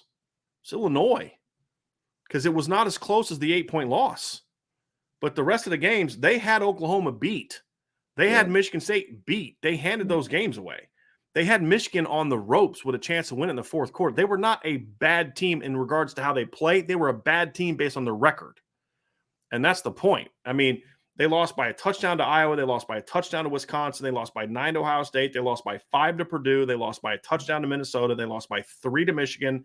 They lost by 3 to Michigan State on the road. They lost by a touchdown at Oklahoma. Like, they were a team that competed. And they got the best JUCO back, number one JUCO back in the country is there. They got a Trey Palmer from LSU that is transferring in as a receiver. Now, I'm not someone who's like, oh, get all these transfers and you're going to be great, right? But I think they got enough transfers to where they can supplement where their roster lacked players. Yeah. You talked about how they lost some guys. Well, they got an Arizona State transfer to help fill some of that void. They've got some young recruits that they landed that are now stepping into certain spots that I think are going to help them. They've got a pretty good offensive line, in my opinion. Tanner Corcoran's one of the best offensive linemen in the Big Ten at right tackle. I mean, he's really good. The key is here's the thing I'll say about Nebraska. They will not be they will not be a team that wins 5 to 7 games. Won't happen. No. They're either going to win the Big Ten West or they're going to implode and he's going to be gone. He's going to be gone. Yeah, I think it's going to be one of those two things. It reminds me a lot of the 2000. You know who they remind me a lot of, Sean, is the 2016 Notre Dame team. I said before that season, I said Notre Dame is either going to be really good or really bad. And I meant really bad as like 5-6 wins. Yeah. And they don't have the talent that Notre Dame had, I don't think, the top level talent. But the problem for Nebraska was a team that has an extreme lack of discipline. Yeah. And the lack of discipline becomes because they have a head coach that lacked discipline in his own, how he went about his business. Supposedly he's cleaned that stuff up. Or was told to clean it up. There you go. He cleaned it up. I don't think it was him having to come to Jesus moment with himself. I think it was like, well, if you want to keep your job, you better grow up. Absolutely. Right? Absolutely. And so can he push the right buttons to say, hey, look, guys, let's fix these things? Because, I mean, they would like do things where you're like, they gave you that game. If they just stop losing games, teams weren't beating Nebraska. Nebraska was losing games to them because of the things that they were doing. And so to me, if they clean that up, it's a sign that he has turned the corner in how to run a program, and they will be, because in my opinion, Sean, they are the most talented team in the West. Mm-hmm. But they were one of the 3 most talented teams in the West last year too, and they went 3-9. Right? And so that's going to be the thing is this is not going to be a 7-5 team in my opinion. Because if he doesn't make the changes to get them over that hump, then they're still going to do the same things. Yeah. The other thing about Nebraska you have to consider is the schedule. And Iowa and Minnesota and Wisconsin, to me, all have significantly tougher schedules. If you look at their schedule, they get Minnesota at home and they get Wisconsin at home. They'd have 2 tough road games in the league, at Michigan, at Iowa. Those are their tough road games. The rest of they don't get Ohio State. They don't get Michigan State. And they don't get Penn State this year. Their crossover games are Michigan and Indiana and Rutgers. Right. So again, y'all, you got to look at that as you're making decisions about who you're picking. Absolutely. Right. So now the Michigan game is going to be tough. The Iowa, the last 3 games are going to, but if Nebraska's an 8, if Nebraska's like 8-1 going into the last game, they also get Oklahoma at home to start the season. They play Northwestern in Dublin. That should be a win. They get North Dakota the next week, Georgia Southern, and they get Oklahoma at home. We're going to know that week if Scott Frost has his team turned around. Here's the other thing you have to remember, that they're playing one of those week 0 games. So Nebraska is going to have 2 byes during the regular season. So they're going to get a bye between Oklahoma and Indiana, and then they get another bye later in the month between Purdue and Illinois. That's going to help them too in regards to being fresh. And so to me, Sean, if he turns the corner as a coach, they will be the best team in the West. If he doesn't, they're going to implode again, and he won't finish the season. I think this is, it comes full circle because USC and UCLA are coming to the Big Ten. But I think you can blame Chip Long and Nebraska for showing Oklahoma where their program was from a physical standpoint. Right. When both of those teams walked in Norman and physically stood up to Oklahoma, Yep, I think that's when the light went off. Like, oh, USC. What were you Mm-hmm. saying again? Mm-hmm. Yeah, Right. I really, because I think you started to see like, yo, this Oklahoma program is nowhere near as Right. physical Nope. as they've been when these two teams can walk in Yep. and be physical and Yep. successful. So that's what we're talking about. Like, you go watch that Nebraska Oklahoma game and you come away saying, huh, my God, Adrian Martinez is so bad. Yes. Like, if Nebraska, dude, like you said, Sean, you said it. If they just have an okay quarterback, they blow Oklahoma out. yeah. No, seriously. He was missing, like, he looked like Brandon against Stanford. Yes. Is how, like, all year. Yes. All year. I mean, missing guys are like, there was one game, it was like a third down, and he has a guy in the flat, Sean. There's not a defender on the TV screen, and he throws it like 3 feet over the guy's head. And you're like, what the heck is going on? So, but, is Casey Thompson the answer? I mean, but again, it's not that Casey Thompson's good, because he's not, but he's at least okay compared to what they had. This is what I don't think people understand. This is a very talented Nebraska football team, athletically. Yeah. What they're not talented is up here, and that starts at the top of the program. If he can fix that, that could be a problem with Casey Thompson, because when he goes in the tank, he goes in the tank. Yep. So maybe he can rewire the kid and he can produce. I mean, like, you go watch him early against Oklahoma. He was on fire. Yep. So we'll see. So 2, 3, and 4 were also challenging.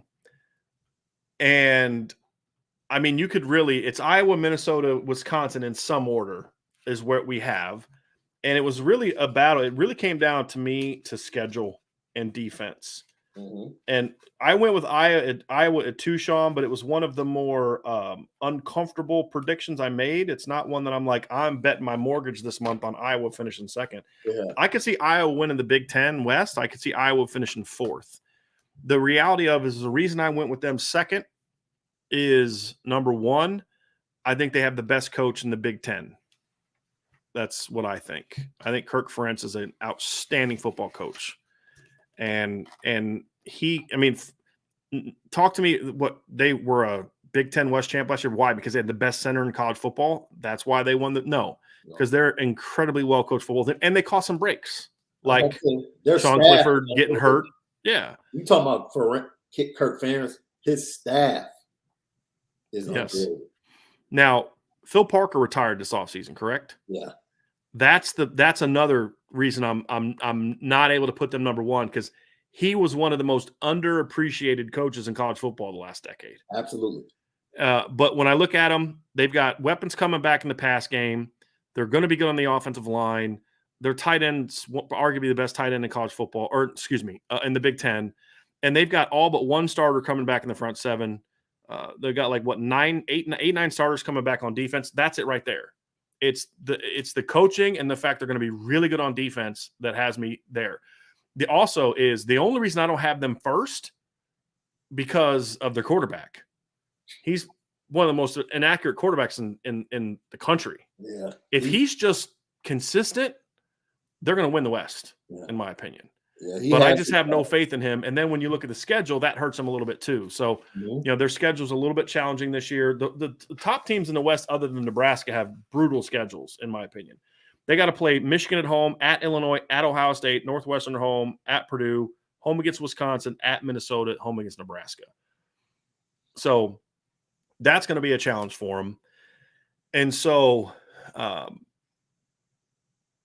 that's going to be an interesting battle, in my opinion, to see how they play. Because, again, they don't have – I would argue, Sean, you tell me if you agree or disagree with this. I would make the statement that of the 4 teams we talked about, Nebraska, Iowa, Minnesota, Wisconsin, that Iowa has the least amount of talent of those 4 teams, especially top-level talent.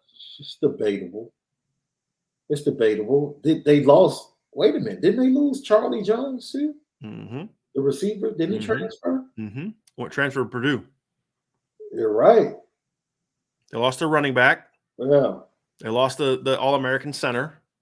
Smart move by Charlie Jones. Yes. Like he recognizes, like, you know what? Let me go get my numbers up. Because he's going to be a return guy at Iowa. Yeah. Right. Yeah. Right. Yeah. And then he got, so Sean, to me, Iowa, I have number 2 because I think their schedule and the fact that I have more faith that I know who they're going to be this year. Yeah. Right. Yeah. But I could easily see them being 4th. And that's the thing about the West is it is going to be a battle. I mean, it just comes down to whose schedule was this or whatever the case may be. Yeah. And, that's just kind of where it is. So number 3, I initially had Minnesota. I eventually flipped it to Wisconsin because of Minnesota's schedule. That's really the only thing holding me back. I would argue that if we're just talking about best roster, Nebraska has the best roster in the Big Ten West. I think Minnesota is actually next. And the reason I have a lot more faith in Minnesota, Sean, as you and I have talked about, I've told them as a potential sleeper team. I won't be shocked if Minnesota wins the West, but the schedule is the reason I have them where I have them. Because they got to play at Michigan State, home against Purdue, at Illinois, at Penn State, at Rutgers, at Wisconsin. Not in order. I mean, that's order of the road games. But again, here's their road games this year: at Michigan State, at Illinois, at Penn State, at Nebraska, at Wisconsin. They have home games against Iowa, Northwestern, Purdue, and Rutgers in Colorado, Western Illinois, and New Mexico State. So their schedule is the thing that, for me, and the fact that they lost 4 starting offensive linemen. Yeah. Those are the 2 things for me. Now, they got some transfers in. Quinn Carroll from Notre Dame is supposed to start at guard for them. But the big thing for them, why I have more faith in Minnesota, is they got rid of Mike Sanford Jr. and brought back the offensive coordinator they had a couple years ago and went 11-2. And I'm not saying that to take a shot at him. Just the fact is he just was ineffective. Tanner Morgan and him just did not mesh for whatever reason. Yeah. And then Ibrahim comes back because he, to me, was the best returning back in the Big Ten last year. Now, Travion Henderson's a beast, but like he was a freshman last year. Yeah. Ibrahim, to me, was the best veteran running back in the Big Ten last year. He was putting work in against Ohio State. Yes, he was. But they're going to have some weapons at a receiver. Tanner Morgan comes back for like his 9th year. He's on like the Hunter Renfrow plan at Minnesota, right? I think he's back to the OC that he had so much production with. Yeah. If the offensive line can get figured out, that was my other big thing, the schedule and the fact that they're a team that needs the offensive line to play well, and they lost 4 of them, 4 starters on the offensive line. Yeah. That concerns me a little bit. And their defense is okay, but it's not great. So you add all those things together with the tough schedule. I have them 4th, but honestly, I would not be shocked if Minnesota wins it. I won't be shocked if any of the 4 teams at the top win it. I'll be a little surprised about Illinois. We'll get to them in a minute. But I honestly think Minnesota could be a tough team, Sean, but I want to get your thoughts on Wisconsin because I'm having a tough time with Wisconsin because I don't see the talent. Sean, Now here's the question. Was it as simple as the offensive line coach just wasn't up to par? And now that Bob Bostad is back coaching the offensive line, they're going to get back to being Wisconsin? Or is it what I think it is, which is just they just don't have the players they used to have. Now, I think Braylon Allen at running back is going to be a dude if the offensive line can get figured out. But they're receiving. They always had at least one good player at receiver. But they lost their top 3 skill guys. Yeah. Tight end Jake Ferguson, he's in the NFL. They lose Pryor. They lose Davis. Right. Like, where are they going on the outside? Like, I agree with you with the running back. The young kid is going to be really, really good at that offensive line. Is back to the original self. Right. Defensively, it's just the reputation of Jim Leonard. Right. And which is well earned. Right. Well earned. Yep. Right. Like he's taken, like your grandmother, scraps in the pantry. Right. And made some really good meals. Right. Some really good defenses. So, Paul Chris is a really good coach. Yeah. Yeah. Good staff. He got the offensive line situation taken care of, shored up. We'll see. It's the talent. That's my thing. Yeah. But was it a situation? The talent. What about that schedule? Right. That's the other part of it. Yeah. The So two road games that crossover. Here's Wisconsin's first Big Ten game at Ohio State. They also play at Michigan State, at Iowa, at Nebraska. They get Minnesota at home, Maryland at home, Purdue at home. But their schedule is tough, but it's not as tough as Minnesota's, which is why I ended up putting Wisconsin ahead of Minnesota. Yeah, yeah. But what I want to know, Sean, is and we can't answer this now. My question is the issues that they've had on the offensive line, is it similar to Notre Dame's, where they've had the players are there, they just don't look like you're used to? Mm-hmm. Because you haven't had the guy that could get them ready to go. I don't watch enough of Wisconsin to say that as definitively as I do about Notre Dame. I watch Notre Dame every week, so I know there's talent there. They're just not coached. That's going to be the thing we're going to find out this year with Bostad back on the offensive line, because he was the offensive line coach during some of the early runs. Yeah, and he went to the NFL, and then he wanted. So he was actually he's been the linebackers coach at Wisconsin. He was actually somebody that Notre Dame interviewed to replace Harry Heastan. And he was one of the guys. So there was two guys that Chip Long really wanted and the O-line players really wanted. Yeah. They wanted Joe Gilbert, who Chip had coached with before, who's now with Tampa Bay Buccaneers. And the other one was Bob Bostad, was the other one that they liked. And so to me, that was kind of the thing, was he just wanted to be at Wisconsin. He loves Wisconsin. That's just his place. You know, he went to the NFL and came back to Wisconsin. He didn't want to leave Wisconsin. Right. And he didn't get offered by Notre Dame. Just saying in general, he would be willing to stay as linebackers coach and go somewhere else. And that's why the only school he really interviewed for was Notre Dame, because it's Notre Dame, right? If the issue at Wisconsin is the same as Notre Dame's, where the talent was there in the offensive line, it's the coaching, then you could potentially jump Wisconsin up to 1 or 2. Right? It's just that, but the hesitancy I still have, Sean, is they just don't have the perimeter playmakers. No. That they've always had, you know, Abradaris or you know, like the kid Cephas, like the kid they had a couple years. They've always had like Danny Davis. They've had like at least one guy that you're like, and they've always had a tight end.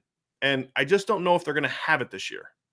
Or even going back to Chambers back in the day. They always had a deep threat.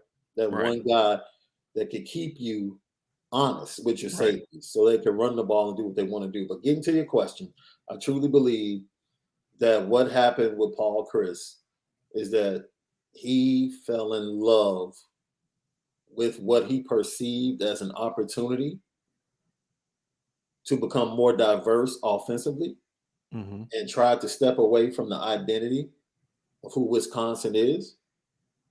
And that was just too much trust they placed on Graham Mertz. Like, he bust on the scene as a freshman and threw 5 touchdowns against Illinois in his first Big Ten game. And they thought, yo, this is our opportunity to have a quarterback that can really open our offense. And then halfway through the season, they realized, like, oh, snap. He wasn't ready yet. They went on the road, and Minnesota physically handled them at the end of the season. Yep. Physically handled them. Wasn't it in Wisconsin? No, it was at Minnesota. Okay. I think that game was at Minnesota. In 2020, you're talking about, right? No. Last year? Last year. Oh, yeah. It was at Minnesota, yeah. It was at Minnesota, if I'm not mistaken. And because I think Wisconsin still had an opportunity to win the West. Sean, they were rolling. They only had 1 conference loss or 2 conference losses at that point in time. They lost to Penn State in the opener, and then they lost to Michigan in October 2nd. But they had won 7 games in a row, 6 conference games.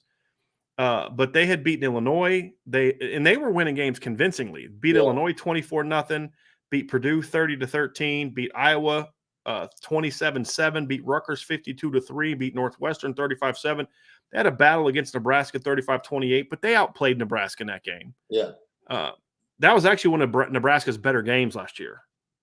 And then they went on to Minnesota, like you said, Sean, and it was not competitive. Yeah. It was not competitive. Look, Wisconsin came in with a chance to make it. I think they needed some help from Iowa. Yeah. But they came in with a chance to win the Big Ten West. And, they just got steamrolled physically by Minnesota. who had dealt with injuries all year, and it was just unexpected. So I think they got away from their identity. Yeah. And I think they placed a lot on Graham Mertz, and it was too late when they finally realized, like, oh, they should have known after the Notre Dame game, like, oh, no, this isn't good. And now we get to see, did he learn his lessons? Did the moves he made on his coaching staff, will they end up? And like we said, you have to place a lot of trust in Jim Leonhard. You just have to, because he's continued to be a top 5 defense, in the nation. They're one of the toughest, best coach, fundamentally sound defenses in college football. For him to have the kind of defenses he has with the talent he has, and look, they don't have bums running out there, but they don't have a bunch of high draft. There's no J.J. Watt running through running through there right now. There's no Jamar Fletcher lining up a cornerback, right? Like, they don't have that kind of talent. He is a phenomenal defensive coordinator, and somebody that Marcus Freeman tried to convince to interview for the job, and he won't leave Wisconsin. He's just happy there. Again, Marcus Freeman tried to make a run at him, from what I'm told, for the D coordinator job when Marcus Freeman was hired as head coach.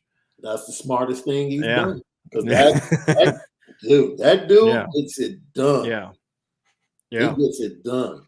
You talking about just fundamentally sound and physical, and kids will run through a brick wall for him.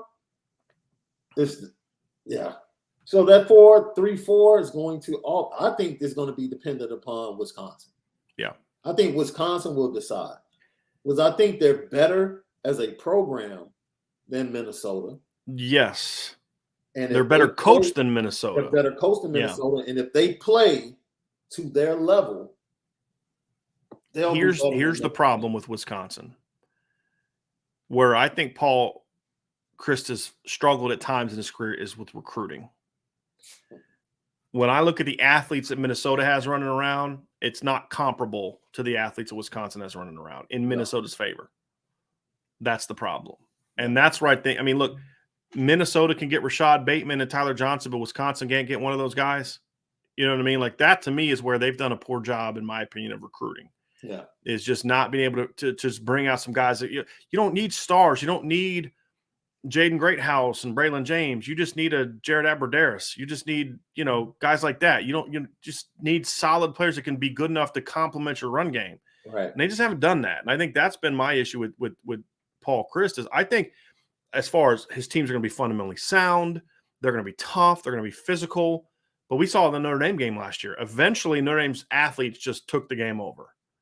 And it didn't matter that the best coach team on the field that day was clearly Wisconsin. They were more fundamentally sound. They were tougher. They were more physical. It's just their dudes weren't as good as Notre Dame's dudes. Yeah. And Notre Dame's kids, that was one of the few games all year where I felt like Notre Dame played hard in that game. They met Wisconsin physically. Now, we've talked about they weren't a real physical football team. That was one of the exceptions. I was pleased with how Notre Dame brought it in most. Their offensive line got their butts kicked. Their butts kicked for 60 minutes. But the Notre Dame front seven brought it against Wisconsin last year. Absolutely. The DBs brought it against Wisconsin last year. And they did. And that's why Notre Dame was able to win that game, is because they just had way better dudes, and they were able to match them. The offense of Wisconsin's physicality. Now, they also benefited from the fact that Ches Malusi was the running back and not Braylon Allen.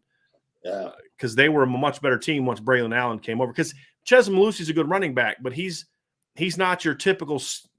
They've had a lot of Ches Malusis over the year, but it was always the guy they were bringing off the bench, the James Whites that they were bringing off the bench as the number 2 to complement Monty Ball and Melvin Gordon and Jonathan Taylor and then Braylon Allen, right? So it's going to be an interesting aspect of it, Sean. I know you want to get to the next team. I know. When I told Sean who my number 5 team was, he got all excited, because if y'all don't know, Sean is a graduate of the University of Illinois. Yeah. And we've talked about some of the great games he was in the stands for back when he was a student. I have Illinois 5, Sean, and as I said to you, they are a dark horse if everything goes right team for me this year. Because the one thing Illinois has is they have some athletes. They were and for all their issues last year, you kind of wondered, like, how is Bielema going to be? now that he's back in college football? Is he going to be happy there? Or is Illinois just a kind of a stopgap for him to kind of get to the next job? I'm going to tell you what, I was impressed with how those teams played last year. Yeah. Because even the games they lost, they were competitive. Yeah. I mean, they didn't – I mean, and it started at the beginning. I was like, man, this team's going to be this team's going to have a little something this year because they came out in the opener and just worked Nebraska in the opener. I mean, worked Nebraska. And if they didn't turn the ball over, yeah, it would have been worse. Yeah. Oh, yeah. And then they got smacked by Virginia and lost to Texas San Antonio. And I'm thinking, man, that's bad. Yeah. Well, then you realize Texas San Antonio team was really good. Though. Yeah. And the Virginia loss, like you didn't like you guys got torched by Brennan Armstrong because Brennan Armstrong in 2020 and 19 didn't look like Brennan Armstrong in 2021. But then you started to see him kind of, okay, they're battling. They lost by 3 to Maryland, lost by 4 to Purdue, lost 24-0 to Wisconsin, beat Penn State in overtime. Lost to Rutgers by 6, which is still just a bad loss. Like, how did you lose at home to Rutgers? They beat Minnesota on the road, blew Northwestern out, lost by 10 to Iowa. And a game was competitive. So they're just not good enough to me yet that I'm able to put them any higher. But if you look at their schedule, if they can catch a couple breaks, they might be able to do a little something. You know, get Iowa at home, Minnesota at home, Michigan State at home, Purdue at home, you know, play at Indiana, who's not that good.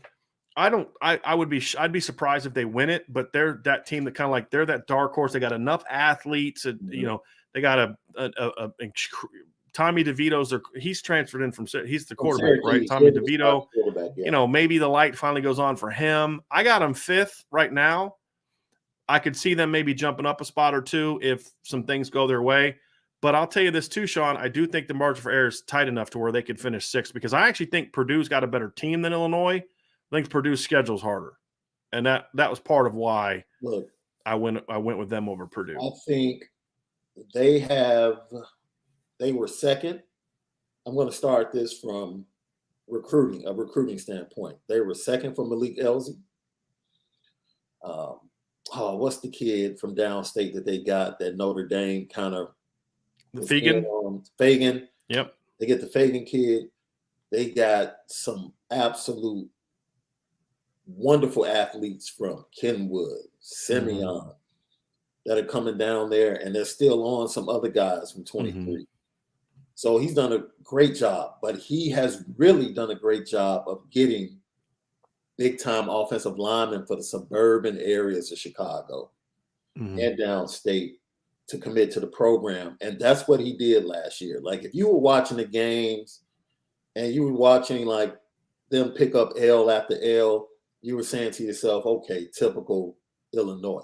But what you were seeing was no matter what happened on the scoreboard, he made sure that they established the identity of who they were. Yeah, We're getting blasted, but we're going to run this ball.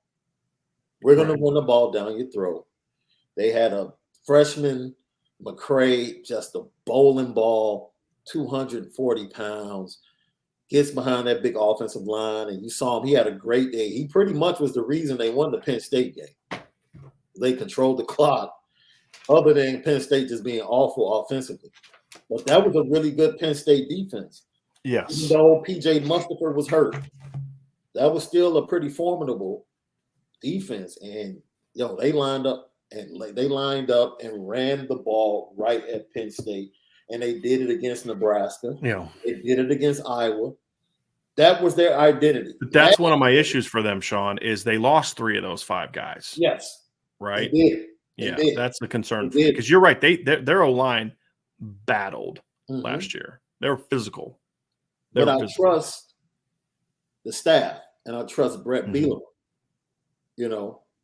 to develop, get guys develop, and to be able to start a pipeline where that offensive line is going to be consistent. And that, once again, that quarterback play was so awful. Like, never take a quarterback transfer from Michigan. That's not a good idea. It's not a good idea. And their biggest playmaker, who was a quarterback recruit out of East St. Louis, Isaiah Williams, he's going to be a big playmaker at wide receiver. So they have You got a couple receivers that can run. Yeah, they have skilled position guys, Right. and they have running backs. So Yep. that's if the And that's what gives me a chance to think that they could, like, if the light goes on for Tommy DeVito a little bit, it was a big recruit for Syracuse. Yeah. That's the thing, is they have the athletes to where they can rip off a big play against Wisconsin, where I don't think Wisconsin's going to be ripping off big plays in the pass game against them, kind of thing. Yeah. You know, and because like you said, like they're not quite Maryland athletically, but it's similar to the argument that I made against Maryland, is if they can get if the quarterback plays well, they're going to present some problems. They're going to present some problems. I agree with that. I agree with that. Purdue's an interesting team, Sean, at 6, because did they tempt you because of the coach? Yes. The coach tempted me. Yes, to put them higher because of Jeff Brom. Yes. But they just lost too much talent. Yeah. And the schedule is not fun. No. I mean, it's not a fun schedule. And, you know, they're another team that I look at last year and I say, you know, they won a lot of games where you're like, you know, I don't know how they won that game. Right? Like, if they play that, like if they played Michigan State a week later, Michigan State just runs it down their throat and probably beats them. But on that day, they took it to Michigan State, and it helped that Michigan State had the worst pass defense I've probably ever seen at the Big Ten level. But the problem for me with with Wisconsin, Purdue this year is I just think their schedule's rough. You know, for them, they play at home, start off against Penn State at home. Mm-hmm. I don't think they're going to beat Penn State. If they win that game, however, I'm going to completely change my opinion of this Purdue football team.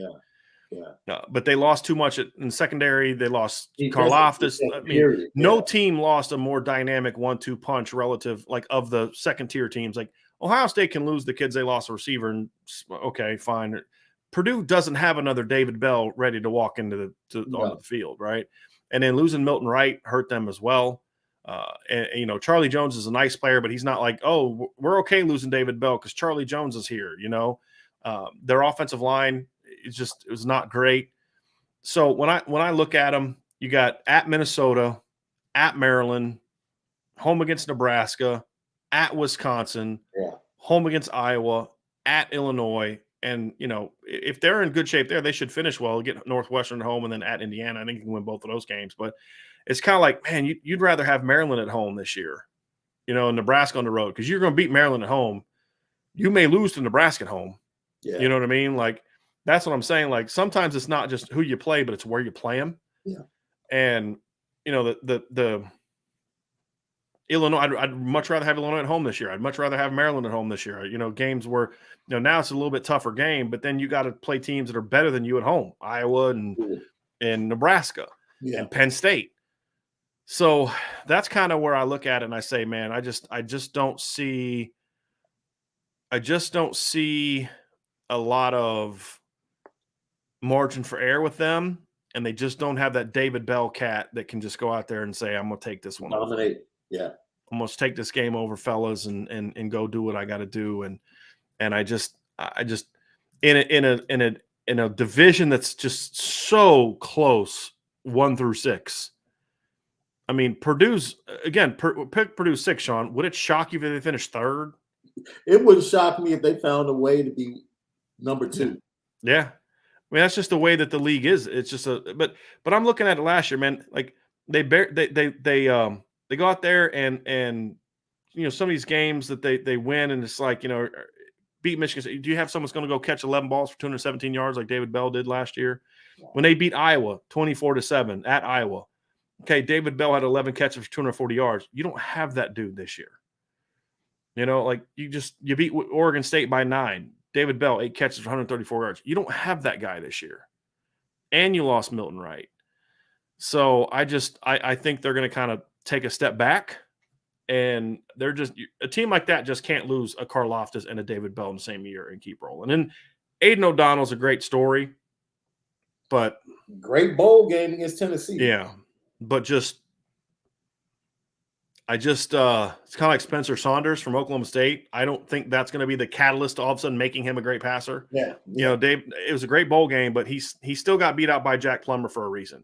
Right. You know, look, Jeff Brom knows quarterbacks, right? He started Jack Plummer for a reason, right? Because he just knows O'Donnell's limited physically. Yeah. He's just limited physically. Yeah. And so that's kind of where I'm at. So Yeah. I have them 6th, and then I think Northwestern's going to be the worst team in the Big Ten this year. I do. They were just in the Big Ten championship not too long ago. 2 years ago. Yeah. 2 years ago. Yeah. Their roster's not good, Sean. I can tell you what, though, they can recruit defensive backs. Well, they've all transferred or gone to the NFL. Well, they recruit, develop, and then. Well, and the other thing too is they're not the same without their D coordinator. No. And I think that's the thing that's hurt them as well, is not having him. And what's it, Hankwitz, right? And now you say his last name. Not having him, I think that's hurt them. I do. He was really good. Like, he was there a long time, right? And it's like Parker at Iowa. Like, those guys just, I mean, they were just happy where they were, right? I mean, it just, like, I love being at the school. There's not the same pressure I get these kids that are hard workers, or it's not the 5-star kids. These kids just want to go out and play ball, and they're coachable and teachable, and just was a great fit for them, and same thing with Parker at Iowa. I just don't think they have the talent. Honestly, I just think their skill talent's mediocre at best. Their lines, you've got Peter Skoronski and then a lot of nothing beside him, in my opinion. And then their defense is incredibly slow in the front seven, in my opinion. Can you say that again? Yeah, I mean, like a couple. This is like you had Ernest Brown, and you had the big kid at defensive tackle, and you had the linebackers, and it's like that. And then you had like a legit first round. You had legitimate 2 first-round caliber talents in the secondary, and then 2 years later, you look at what they are now, and you're like, oh my gosh, like, how did that happen?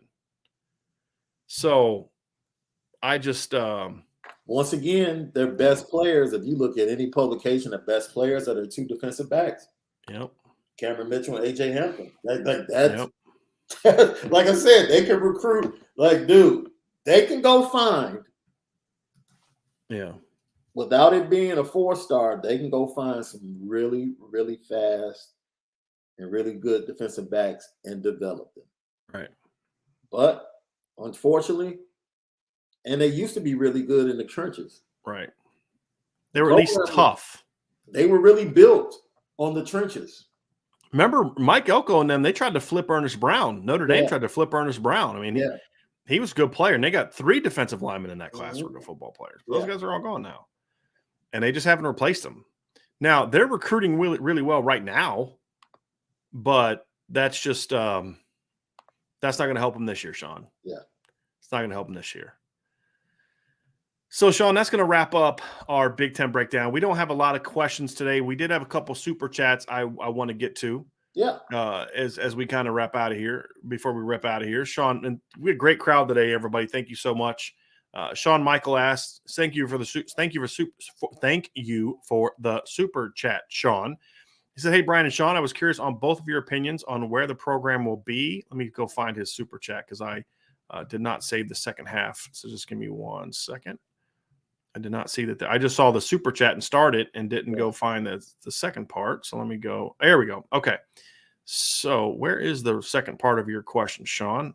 Let me see it down here. I don't see the second part of his question, Sean. Do you see it? I'm looking. I don't see it either. Okay. Oh, there it is. Okay. Here we go. Hey, Brian and Sean. I was curious on both of your opinions on where the program will be in 5 to 10, given current momentum. I think we may be talking about how Notre Dame is the new Alabama and Marcus Freeman being the best coach in the land. I just have a feeling there's that. Thanks as always, guys, and go Irish.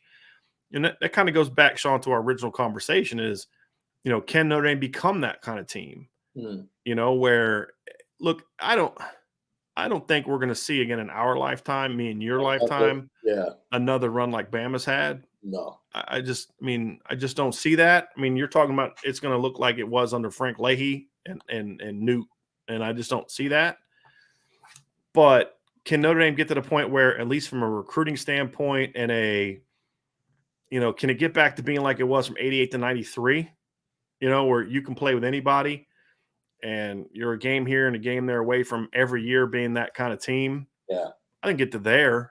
Yeah, and I think that's going to be pretty good because I think once Saban's gone, that's where everybody else is going to be. All the other top teams are going to be. Right. But But I guess that's kind of my thing is in 5 to 10 years, Sean, can Notre Dame be there? I think we both agree. I would say 5 to 10 Yeah. years, national championships, multiple. I'll ask this, Sean. Next 5 years, yes or no, Notre Dame has a national championship. Yeah. Okay. Yeah. I agree. Yeah. I agree. Yeah. Agree. I think it's going to come. I won't predict the year, but I definitely think I think everything's going to work out so perfectly that it comes right before the new TV deal. I think it comes right before the new TV deal. Yep. And the price goes up. Yep. So Michael S., we didn't read your chats yesterday because you just literally went off 2-3 small chats in a row where you were just complaining about Al Washington. And you'd already done that in your first super chat. And I didn't want to read those, and we're not going to read those. But you gave another super chat today. Said, Brian, you said Ohio State's Washington coach linebackers last year were trash. So why would he be a better line coach for Notre Dame as who's better, Elson or Washington? Number one, Ohio State's linebackers were trash last year. So was Mike Elson's linebackers in 2016. They were not trash in 2020 and 2021. I think they were partly trash last year because the talent wasn't as good, mostly talent that he walked into, not that he recruited, because he came from Michigan in 2019, right? He also recruited the only linebacking class in the country last year that could rival Notre Dame's linebacker class was the one that he recruited. True. They also had some injuries that depleted their linebacking core before the season started. But I think it was also a big part of it was the scheme problem. They just didn't have very good players. They had a pretty good linebacking core in 2020, turned Baron Browning into a third-round pick. Malik Harrison was a third-round pick. Pete Werner was a second-round pick. I thought he did a nice job there, but Notre Dame didn't hire him to coach linebackers. They hired him to coach defensive line, which is where he played and where he's had his most success as a coach. Just like when Mike Elson was the linebackers coach in 2016, Notre Dame's linebackers weren't very good. When Mike Elson moved back to defensive line where he's more comfortable, his defensive line was a lot better. Who's a better line coach for Notre Dame? Al Washington. Do you know why? Because Al Washington wanted to be here and Mike Elson didn't. Mike Elson didn't get fired. He chose to leave. Al Washington has replaced him. Does he have a lot to prove? Of course he does. Mike Elson left a pretty good, strong foundation for him to walk into. He's got to coach it up, and he's got to show that he can hold on to the guys that they recruited and continue adding top players. But he's also done a pretty good job since he's got here. He got a commitment from a top 100 defensive lineman in Boubacar Traore. He got a top 100 commitment in 2024 from Brendan Davis-Swain. He's got Noah Wafel. He got Devin Houston, beat Mike Elston for Devin Houston, by the way. Beat Mike Elston for Boubacar Traore, by the way. He lost Jason Moore. That's a loss, no doubt about it. But Sean, I think that you look at it and you could say he's done a good start, but it's way too early to be criticized. I mean, guy hasn't even coached a freaking game yet at Notre Dame. You have laid out why, and it was very simple for me. Don't ask someone to do something that's not their strength. Right.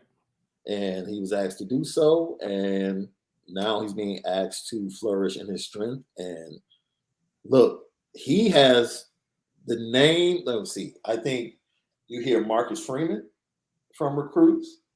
You hear Chad Bowden. And right behind those two will probably be Al Washington. Not just D lineman either. No. Right. So. Right. So, again, we'll see. He's going to have to coach well this year. He's got a good group.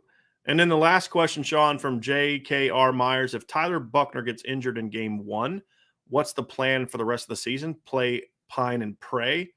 Or should Pine get a series or two even with Tyler healthy? I'm not going to give Tyler or Drew Pine a series just because I think, we talked about this the other day in a show. I want to get him some, if you're blowing a team out, I'd get him in there a little bit earlier, at least a series with the first team defense. But look, Drew Pine has shown that if he gets thrust into the starting lineup, you're going to be able to beat a lot of teams in the schedule. You don't need to play Drew Pine and pray. I don't know where this kind of came from. He had a bad spring. You know who else had a bad spring? Deshaun Kaiser the year before he helped lead Notre Dame to a Fiesta Bowl. So, Drew Pine has shown he's a gamer. You give him an opportunity to play, and he's going to go out there and get the ball where he needs to go to. He showed it against Wisconsin. He showed it against Cincinnati. Is he a guy that's going to lead you to a victory over Ohio State? I don't think so. Can he lead you to a Clemson victory? I'm not sure. Can he lead you to postseason success? I don't think so. I don't think the roster's there yet where they can just go be better everywhere else and he can just manage the game. But can you beat 10 teams on your schedule with Drew Pine as your quarterback? Yeah. And I think Drew Pine is a good, solid quarterback. Mm-hmm. He's just, that's not the standard we're at anymore, Sean. We're at championship standard. Yeah. And to me, he's just not that right now. Yeah. But I definitely don't think he's this, Sean. If Tyler gets hurt in the first game, and you ask me what's my prediction going to be for the rest of the year and the 11 games left, I'd say 10-1. Would that be fair? Yeah. 9-2 at worst with Drew Pine as your quarterback. Drew Pine's a good quarterback. He's just not a championship level quarterback for Notre Dame. So anything you want to say before we get out of here, Sean, about that subject? And JKR, we appreciate the question. I think we sometimes put Sean way too much on spring games. Yeah. Way too much on spring games. I mean, you feel comfortable knowing that people don't realize that quarterbacks get better in the program. Right. Like Tyler Buckner's better than he was last year. Drew Pine is better than he was last year. Forget the spring game. Like, he's a better quarterback. Right. And he'll be playing behind a better offensive line. And he'll have the same weapons. Like, he won't be behind that same line and the wide receivers that couldn't get off bump and run coverage. Everything's different. So now we're talking about, to be honest, take away the quarterbacks. What we're talking about is an atmosphere and a coaching staff that's going to be able to put whatever quarterback in the best position for them to be successful. That's the atmosphere they're both going to step in, and they both can be successful. One has a higher ceiling, which is ultimately what we want. We're talking about national championship. The other one is not like a big drop-off, but it is you're talking about going to a major bowl game with Drew Pine. Mm-hmm. Right. Can you beat Alabama if they're your matchup? Probably not. Right. That's the thing. But that's different than saying you can't beat Stanford and BYU and USC and BC and those type of things, right? Yeah. And so, you're not going to reach your ultimate goals if he's your starting quarterback. Yeah. But you're not going to get blown out in those games either, because Drew's going to battle, and he's a smart kid. And here's the other thing too. He is a phenomenal leader. The kids will rally. The other players will rally around him like crazy because they respect the heck out of Drew Pine. They did it in the Wisconsin game. And Cincinnati. And they were down 17-0 when he stepped into the game. You're right. 17-0. The final score was 24-13. So my math isn't the greatest, Sean, but that looks like Notre Dame 13, Cincinnati 7 when Drew Pine stepped into the game. I mean, and they outscored. It was 10-10 when he came into the game against Wisconsin, and the final was 41-13. Right. And he showed mental toughness that game. Because remember, his first year, he got strip sacked. He got fumbled sacked and fumbled the ball, and they took the lead. Now, Chris Tyree gave it back, but Drew came out that next time he's on the field, let him right down the field, touchdown, field goal, then a touchdown, and did what he needed to do.